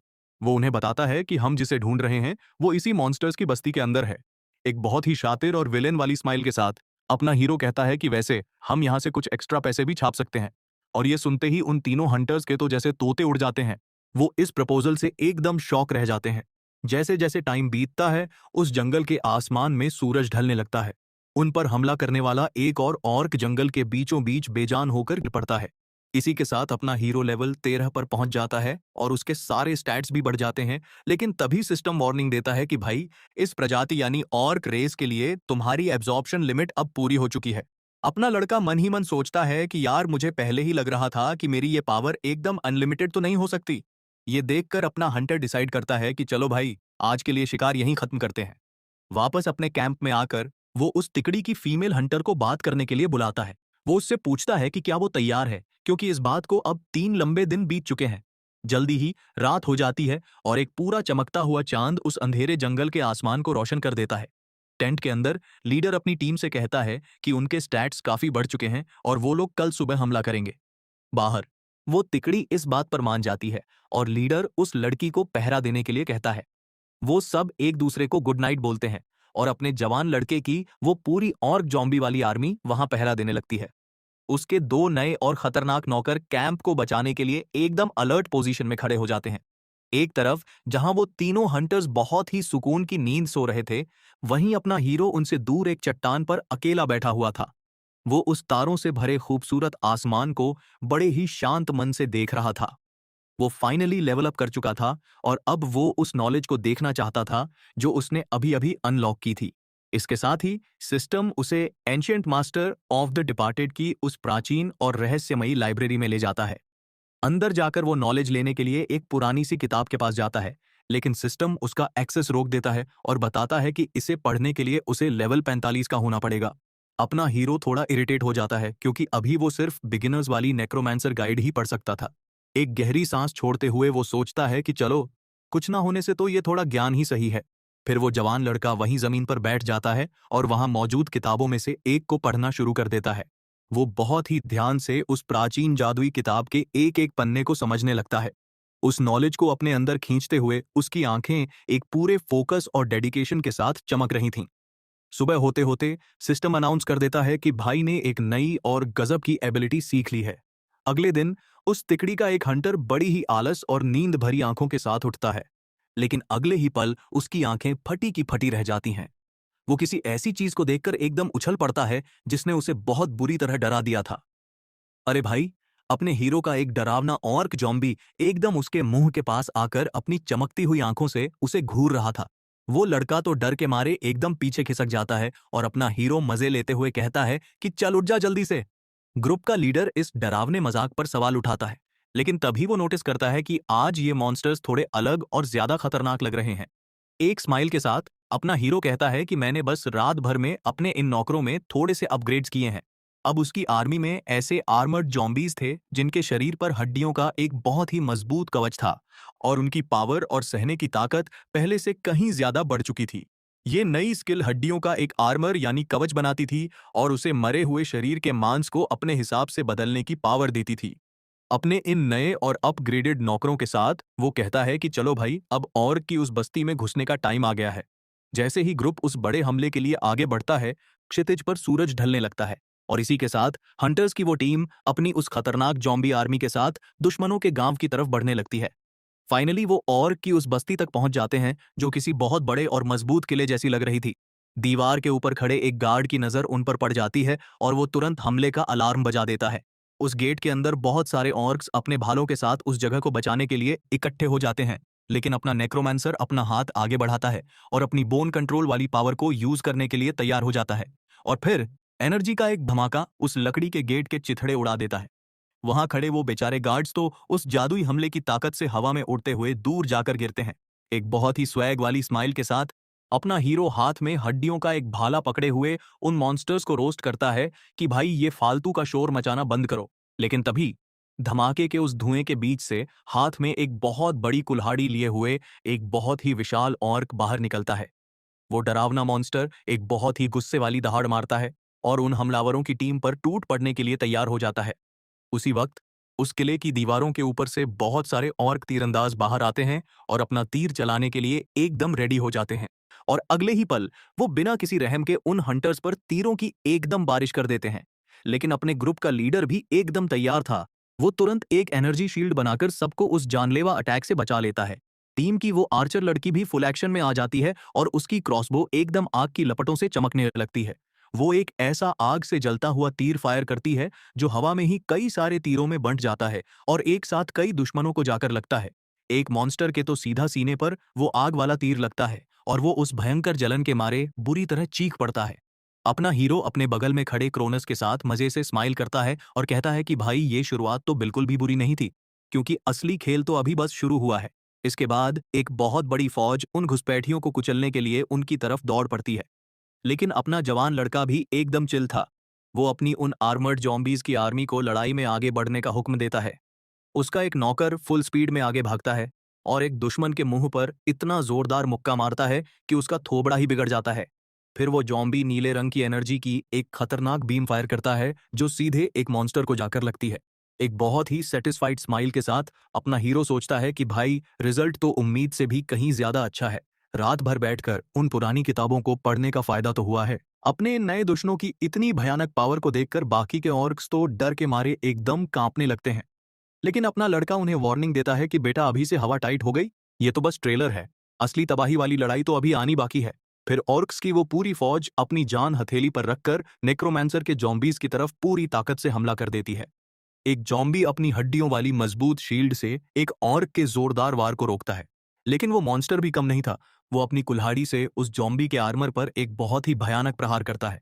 सिस्टम तुरंत बताता है कि उस नौकर का आर्मर डैमेज हो गया है और उसकी डिफेंस पावर कम हो गई है।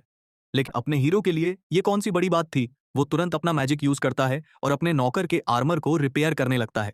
देखते ही देखते उस जॉम्बी का आर्मर फिर से एकदम नया हो जाता है और उसकी सहने की ताकत यानी ड्यूरेबिलिटी फिर से बढ़ जाती है। और इसके ठीक बाद अपना लड़का फ्लैश रिपल नाम की एक बहुत ही डरावनी स्किल यूज करता है और दुश्मनों को जमीन पर जकड़ लेता है। वहां जमीन से मांस का एक टुकड़ा निकलता है और सीधे एक ऑर्क के सीने के आर पार हो जाता है, जिसे बेचारे को इस खतरनाक सरप्राइज अटैक की बिल्कुल भी उम्मीद नहीं थी। बाकी के ऑर्क्स तो इतने पागल हो चुके थे कि वो जमीन पर और अपने शरीरों पर लगे उस मांस को ही खाने लगते हैं। उस ग्रुप का लीडर ये सब कुछ बड़ी हैरानी से देख रहा था और अपने लड़के की इस खतरनाक और इंटेलिजेंट स्ट्रैटेजी को देखकर शॉक में था। उसे रियलाइज हो जाता है कि इस लड़के का अपनी स्किल्स को यूज करने का जो लेवल है ना, वो किसी और ही डायमेंशन का है। उन जॉम्बीज का मांस उन ऑर्क्स के पैरों से एकदम चिपक जाता है और उन्हें एक कदम भी आगे नहीं बढ़ने देता। जब दुश्मन इस तरह बुरी तरह फंस जाते हैं तो वो जॉम्बीज अगले हुक्म का इंतजार करने के लिए चुपचाप पीछे हट जाते हैं। अपने नौकरों को इतनी आसानी से हारते हुए देखकर वो विशाल ऑर्क चीफ गुस्से से एकदम पागल हो जाता है। उसके शरीर से एक बहुत ही डरावना लाल रंग का ऑरा निकलने लगता है और उसका पूरा शरीर बदलने लगता है। सिस्टम तुरंत वार्निंग देता है कि उस मॉन्स्टर का बर्सर्क मोड एक्टिवेट हो चुका है और अब खतरे का लेवल बहुत ही क्रिटिकल है। लेकिन अपना हीरो, वो तो बस मजे लेते हुए स्माइल करता है और कहता है कि चलो भाई, फाइनली इस ऑर्क चीफ ने लड़ाई को थोड़ा सीरियसली तो लिया। वो ऑर्क चीफ एक बहुत ही जंगली और खूंखार तरीके से दहाड़ता है और उसका शरीर उस लाल पावर से एकदम सूजकर बड़ा हो जाता है। सिस्टम फिर से अनाउंस करता है कि ये बर्सर्क मोड एक बहुत ही स्पेशल लेवल के खतरे में बदल चुका है। एक भयानक वॉर क्राई के साथ वो मॉन्स्टर अपनी पूरी ताकत लगाकर अपनी कुल्हाड़ी को हवा में घुमाता है। उसका वो वार इतना भयानक था कि वो हवा को चीरते हुए फुल फोर्स के साथ अपने जवान लड़के की तरफ बढ़ता है। लेकिन अपना लड़का बिना रत्ती भर डरे अपना हाथ आगे बढ़ाता है और अपनी बोन कंट्रोल एबिलिटी को एक्टिवेट कर देता है। और तभी जमीन को फाड़ते हुए बहुत ही विशाल और नुकीली हड्डियां बाहर आती हैं और उस दुश्मन के अटैक को बीच में ही रोक देती हैं। वो मॉन्स्टर उन कई सारी नुकीली हड्डियों से बुरी तरह बिंध जाता है जो उसके शरीर के आर पार हो जाती हैं और उसे वहीं जकड़ लेती हैं। वो विशाल जानवर एकदम बेबस होकर घुटनों के बल गिर पड़ता है। वो हिलने लायक भी नहीं बचा था। उसे समझ आ जाता है कि वो हड्डियां उसके शरीर को अपने कंट्रोल में ले रही हैं और वो तड़पते हुए उनसे बचने की कोशिश करता है। एक बहुत ही विलन वाली स्माइल के साथ अपना लड़का कहता है कि भाई अब छटपटाने का कोई फायदा नहीं है, बस मेरी स्पिरिचुअल पावर थोड़ी ज्यादा खर्च हो रही है। वो मॉन्स्टर दर्द से पागल होकर चीखता है क्योंकि वो डार्क मैजिक उसके पूरे शरीर पर कब्जा कर रहा था। अपना हीरो उसे मजे लेते हुए कहता है कि इतना रो मत भाई, मेरी खुद की पावर का कंजम्पशन 40% तक पहुंच गया है। वो जवान लड़का मन ही मन सोचता है कि एक ही टाइम पर 6 हड्डियों को कंट्रोल करने में बहुत ही ज्यादा स्पिरिचुअल पावर लगती है। उसे पता था कि अगर एक भी हड्डी अपनी जगह से हिली तो ये मॉन्स्टर फिर से उठ जाएगा, इसलिए वो सीधे उसके दिल पर वार करने का फैसला करता है। अपना हंटर एक आखिरी और सबसे जानलेवा अटैक के लिए फिर से बोन कंट्रोल का यूज करता है। उसकी स्पिरिचुअल पावर 68 तक पहुंच जाती है और एक हड्डियों का भाला सीधा उस ऑर्क के दिल में जाकर घुस जाता है। सीने पर उस डायरेक्ट और खतरनाक हिट के बाद वो मॉन्स्टर फाइनली बेजान होकर जमीन पर गिर पड़ता है।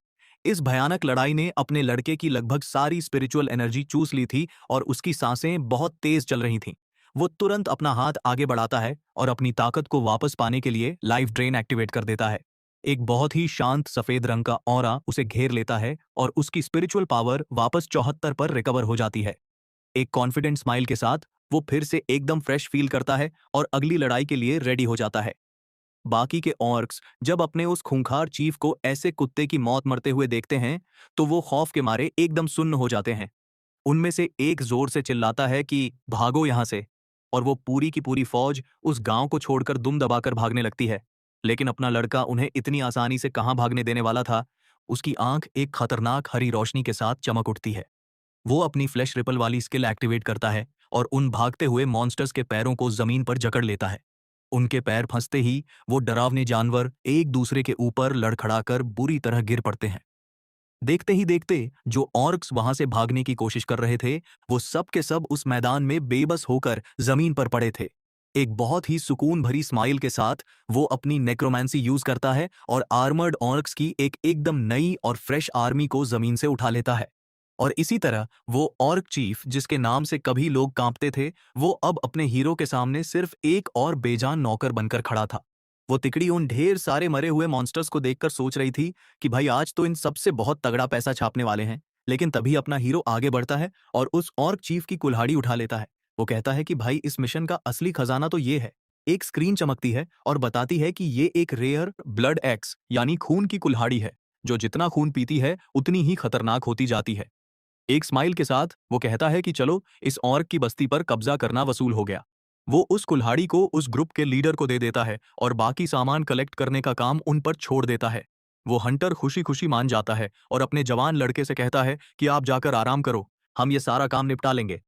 इसके बाद अपना हीरो उस ग्रुप से अलग हो जाता है और जंगल के एक दूसरे हिस्से की तरफ निकल पड़ता है।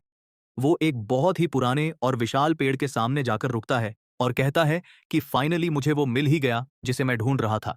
फिर वो लड़का उस छिपे हुए इंसान को आवाज लगाता है और उससे बाहर आकर बात करने को कहता है। लेकिन वो विशाल पेड़ एकदम शांत रहता है। वहां से कोई जवाब नहीं आता। एक गहरी सांस छोड़ते हुए वो अपने बैग से एक हड्डी निकालता है और सोचता है कि लगता है सीधी उंगली से घी नहीं निकलेगा। वो एक शैतानी स्माइल देता है क्योंकि उसके हाथ की वो जादुई हड्डी आग की लपटों से चमकने लगती है।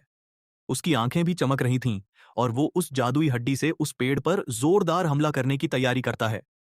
वो अपनी पूरी ताकत से उस पेड़ पर वार करता है और उसके उस पावरफुल अटैक से एक हरा ऑरा निकलने लगता है।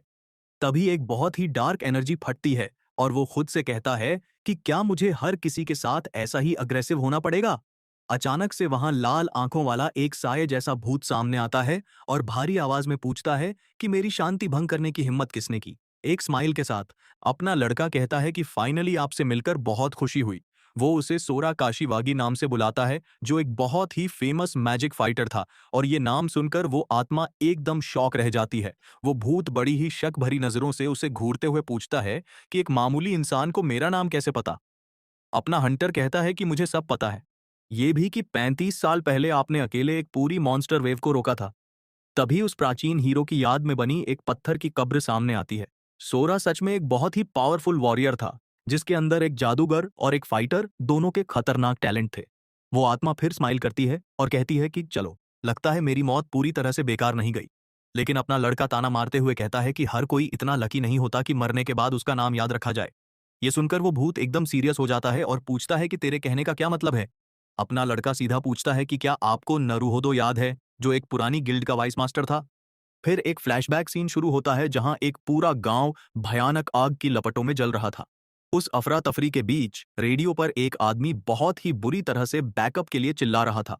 वो रिपोर्ट कर रहा था कि फार्मिंग वाले इलाके में अभी भी आम लोग फंसे हुए हैं और मॉन्स्टर्स ने उन्हें चारों तरफ से घेर लिया है। वो आदमी मदद की एक आखिरी उम्मीद में रेडियो पर अपना नाम चिल्लाता है। वो एकदम पागलों की तरह चीखता है कि भाई ये नामुमकिन है, प्लीज हमें मदद भेजो। लेकिन रेडियो से बस एक ही ठंडा सा जवाब आता है कि कोई बैकअप अवेलेबल नहीं है, हम सपोर्ट नहीं भेज सकते। वो आदमी एक पल के लिए एकदम सुन्न पड़ जाता है। उसके चेहरे पर ऐसा दुख था जैसे उसे अपनी आंखों पर यकीन ही ना हो रहा हो। उसे तुरंत समझ आ जाता है कि उन्हें बस एक चारे की तरह यूज किया गया था, ताकि बाकी लोग नॉर्थ गेट से आराम से बचकर निकल सकें। रेडियो पर एक आवाज बहुत ही बेशरम तरीके से कंफर्म करती है कि भाई तुम्हारी कुर्बानी की वजह से हमारी मेन फोर्स बचकर निकल गई। वो वॉरियर गुस्से से आग बबूला हो जाता है क्योंकि उन्हें ये सब जानते हुए भी वहां भेजा गया था कि वहां मासूम लोग फंसे हैं। दूसरी तरफ वाली आवाज फिर कहती है कि भाई इतना रो मत, इस सिचुएशन को थोड़ा पॉजिटिवली ले। जिस बंदे ने उसे धोखा दिया था, वो बड़ी ही नीचता से कहता है कि अब इस मॉन्स्टर वेव को रोकने का सारा क्रेडिट और इज्जत हम बचे हुए लोगों को मिलेगी। गुस्से से भरा हुआ वो आदमी उस रेडियो को जमीन पर पटक कर तोड़ देता है, क्योंकि उसे समझ आ गया था कि अगर तुम जिंदा बच गए तो ही तुम हीरो हो। तभी एक मॉन्स्टर एक घायल इंसान को मारने के लिए उस पर छलांग लगाता है, लेकिन वो वॉरियर डार्क मैजिक का यूज करके उस इंसान को बचा लेता है। फिर वो उस भयानक आग और तबाही के बीच रास्ता बनाने के लिए लड़ना जारी रखता है। वो आदमी अपने साथियों को ऑर्डर देता है कि आम लोगों को बचाओ और उन्हें लेकर यहां से निकल जाओ। उसके साथी एक पल के लिए रुक जाते हैं। वो अपने वाइस मास्टर के लिए बहुत परेशान लग रहे थे। वो फिर से गुस्से में चिल्लाता है कि ये मेरा ऑर्डर है, तुरंत निकलो यहां से। फ्लैशबैक खत्म होता है और वो आत्मा बताती है कि जिस इंसान ने उसे इस मौत के कुएं में धकेला था, वो बाद में एक बहुत बड़ा हीरो बन गया, और इसके साथ ही उस धोखेबाज ने इतिहास से उस सच्चे हीरो के सारे रिकॉर्ड्स हमेशा के लिए मिटा दिए। अपना हीरो कहता है कि ये तो सच में बहुत बुरा हुआ कि जिसने अपनी जान दी, उसी की इज्जत कोई और चुरा कर ले गया। ये सुनकर वो भूत एकदम भड़क जाता है और अपने लड़के से कहता है कि ये पहेलियां बुझाना बंद कर और सीधा मुद्दे पर आ। एक शातिर स्माइल के साथ अपना लड़का ऑफर देता है कि मैं उस गद्दार से तुम्हारा बदला लेने में तुम्हारी मदद कर सकता हूँ। वो भूत उसे अपनी नफरत और शक से भरी लाल आंखों से घूरने लगता है। अपना लड़का प्रपोज करता है कि वो दोनों एक कॉन्ट्रैक्ट साइन करें, जिसके बाद वो उसे एक बहुत ही पावरफुल अनडेड बना देगा। वो प्राचीन वॉरियर की आत्मा अभी भी एकदम चुप और गुस्से से भरी हुई उसे बस घूर रही थी। नेक्रोमांसर फिर से अपना ऑफर रिपीट करता है और उसे एक नौकर की तरह अपने साथ जुड़ने के लिए कहता है। और फिर उसके हाथ की वो अंगूठी एक बहुत ही तेज और खतरनाक हरी नेक्रोमैंटिक एनर्जी के साथ चमकने लगती है। वो उस विशाल ड्रैकोनियन की बॉडी दिखाता है और कहता है कि मैंने पहले ही तुम्हारी आत्मा के लिए एक तगड़ा बर्तन तैयार कर लिया है। वो भूत उस विशाल मॉन्स्टर की बॉडी को देखता है। वो इस ऑफर को लेकर काफी सोच में पड़ गया था। वो आत्मा मानती है कि अपनी इस हालत में तो उसने कभी अपने दुश्मनों से बदला लेने के बारे बारे में सोचा तक नहीं था। फिर वो कॉन्ट्रैक्ट को एक्सेप्ट कर लेता है, लेकिन कहता है कि मेरी एक शर्त है। वो प्राचीन हीरो साफ साफ वार्निंग देता है कि वो ऐसा कोई भी काम नहीं करेगा जिससे किसी भी मासूम या बेगुनाह इंसान को नुकसान पहुंचे। अपना लड़का मन ही मन सोचता है कि भाई, ये शर्त तो बिल्कुल पहले जैसी ही है। मतलब इस हीरो का दिल आज भी नहीं बदला। एक सच्चे हीरो से यही उम्मीद थी। वो एक बहुत ही रेस्पेक्ट वाली स्माइल के साथ सोचता है। इसके साथ ही अपना हीरो उस शर्त को मान लेता है और प्रॉमिस करता है कि वो इस डील को कभी नहीं तोड़ेगा। वो आत्मा भी फाइनली उस ऑफर को एक्सेप्ट कर लेती है और उसका ऑनडेड नौकर बनने के लिए तैयार हो जाती है। सिस्टम तुरंत अनाउंस करता है कि भाई को अर्थ बाउंड स्पिरिट सोकाकू काशीवागी का पोजीशन मिल चुका है। उसे याद आता है कि समय में पीछे आने से पहले उसने इस आत्मा को एक ड्रेड नाइट में बदला था।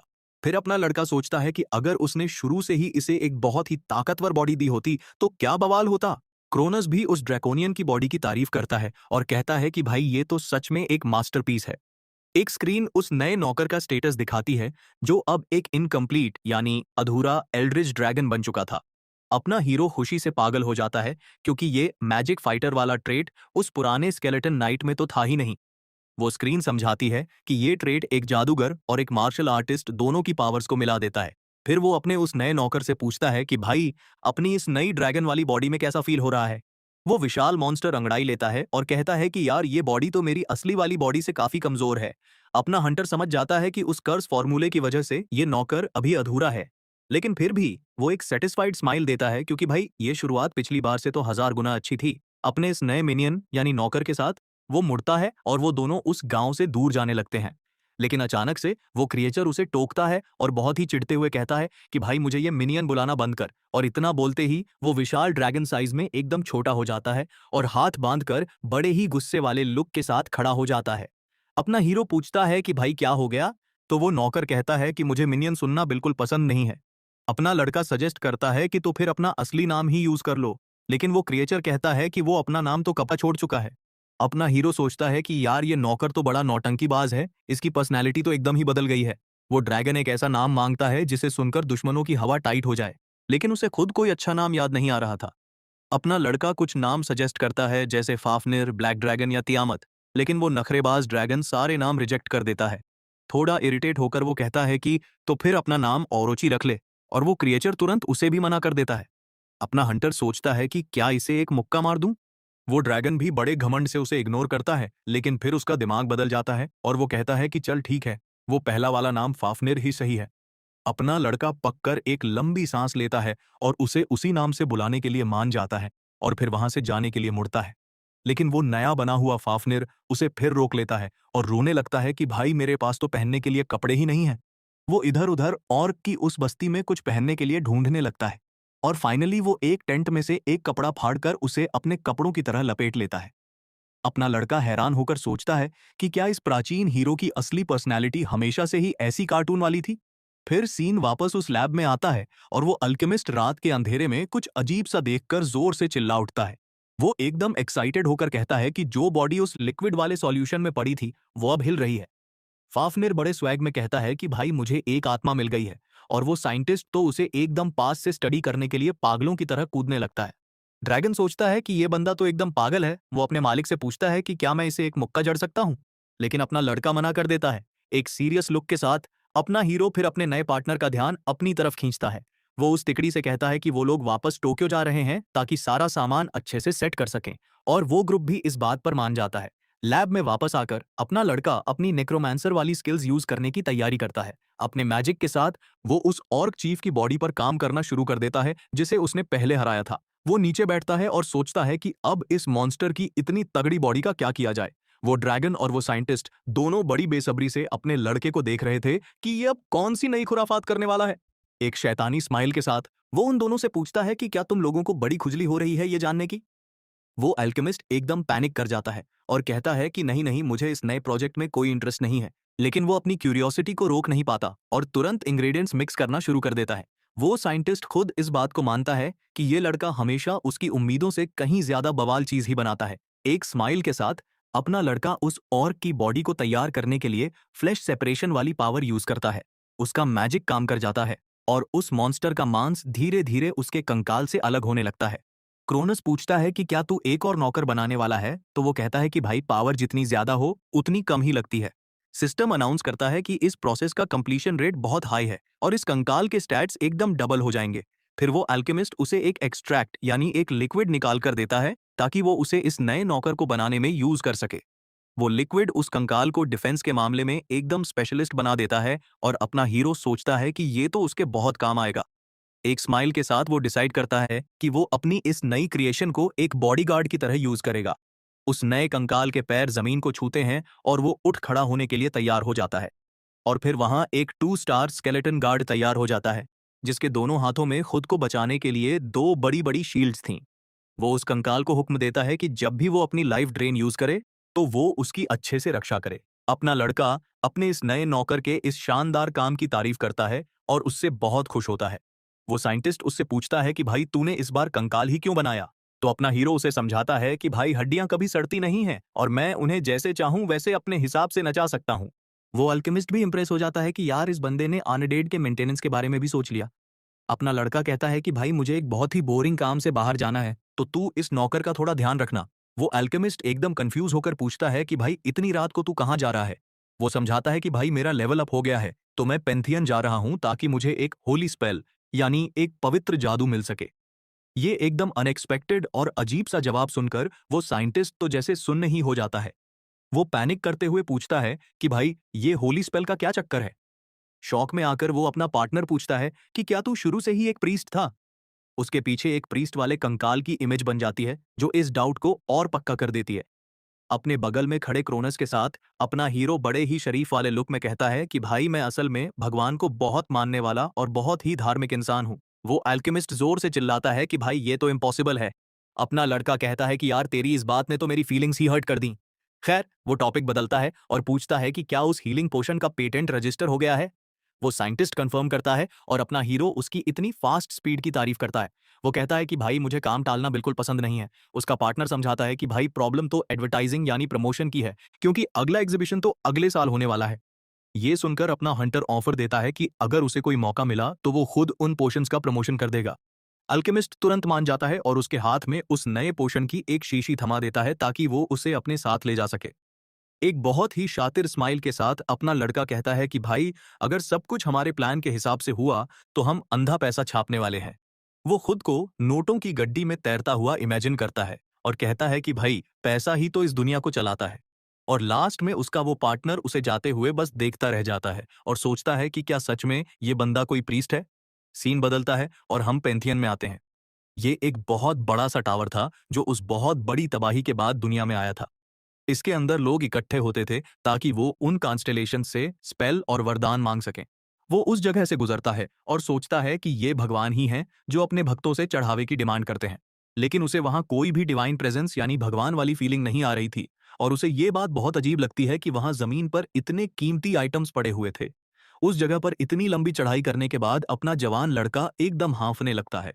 वो बहुत इरिटेट होकर शिकायत करता है कि भाई, यहाँ आसपास कोई लिफ्ट या एस्केलेटर क्यों नहीं है। वो हंटर मन ही मन सोचता है कि क्या मुझे अपनी भक्ति साबित करने के लिए पूरे 108 सीढ़ियां चढ़नी पड़ेंगी।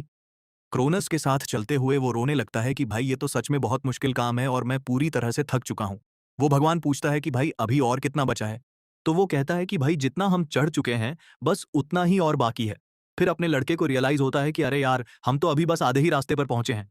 वो एकदम भड़क जाता है और सोचता है कि भाई, मेरी इस इतनी मेहनत का कोई बहुत तगड़ा रिवॉर्ड मिलना चाहिए, वरना मजा नहीं आएगा।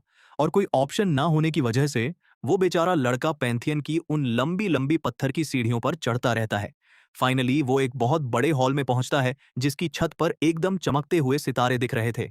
एक बहुत ही सीरियस लुक के साथ अपना हीरो उस पवित्र जगह को बड़े ही ध्यान से ऑब्जर्व करने लगता है। कई सारे कॉन्स्टलेशंस अपना रिएक्शन देने लगते हैं और छोटू सा क्रोनस इस पूरी सिचुएशन पर मजे लेकर हंसने लगता है।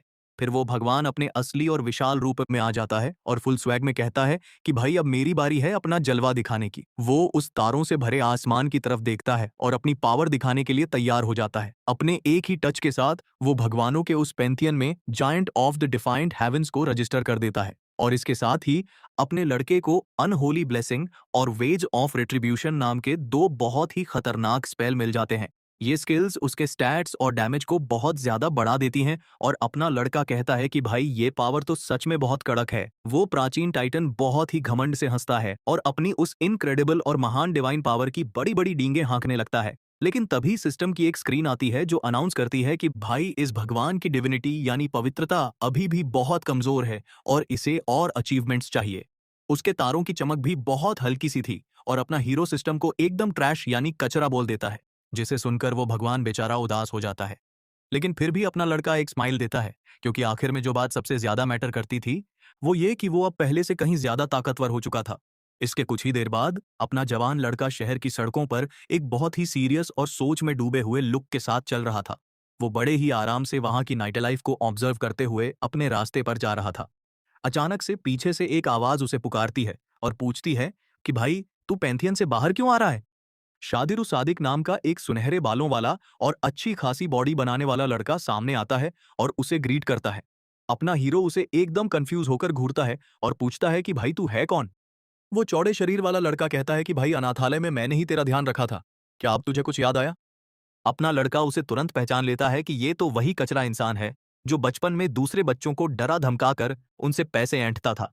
एक पुरानी याद सामने आती है जहां वो बुली यानी दादागिरी करने वाला लड़का एक पुराने से कमरे में अपने हीरो का कॉलर पकड़े हुए था। वो उस पर इल्जाम लगाता है कि तूने ही डायरेक्टर से मेरी चुगली की है ना, और वो गुस्से में उसे बहुत गंदी धमकियां देने लगता है।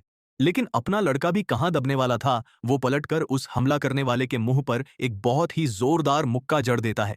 वापस प्रेजेंट में आकर अपना हंटर बिना किसी झिझक के फुल रोस्टिंग मूड में पूछता है कि क्या भाई, तेरी वो नाक अब ठीक हो गई है।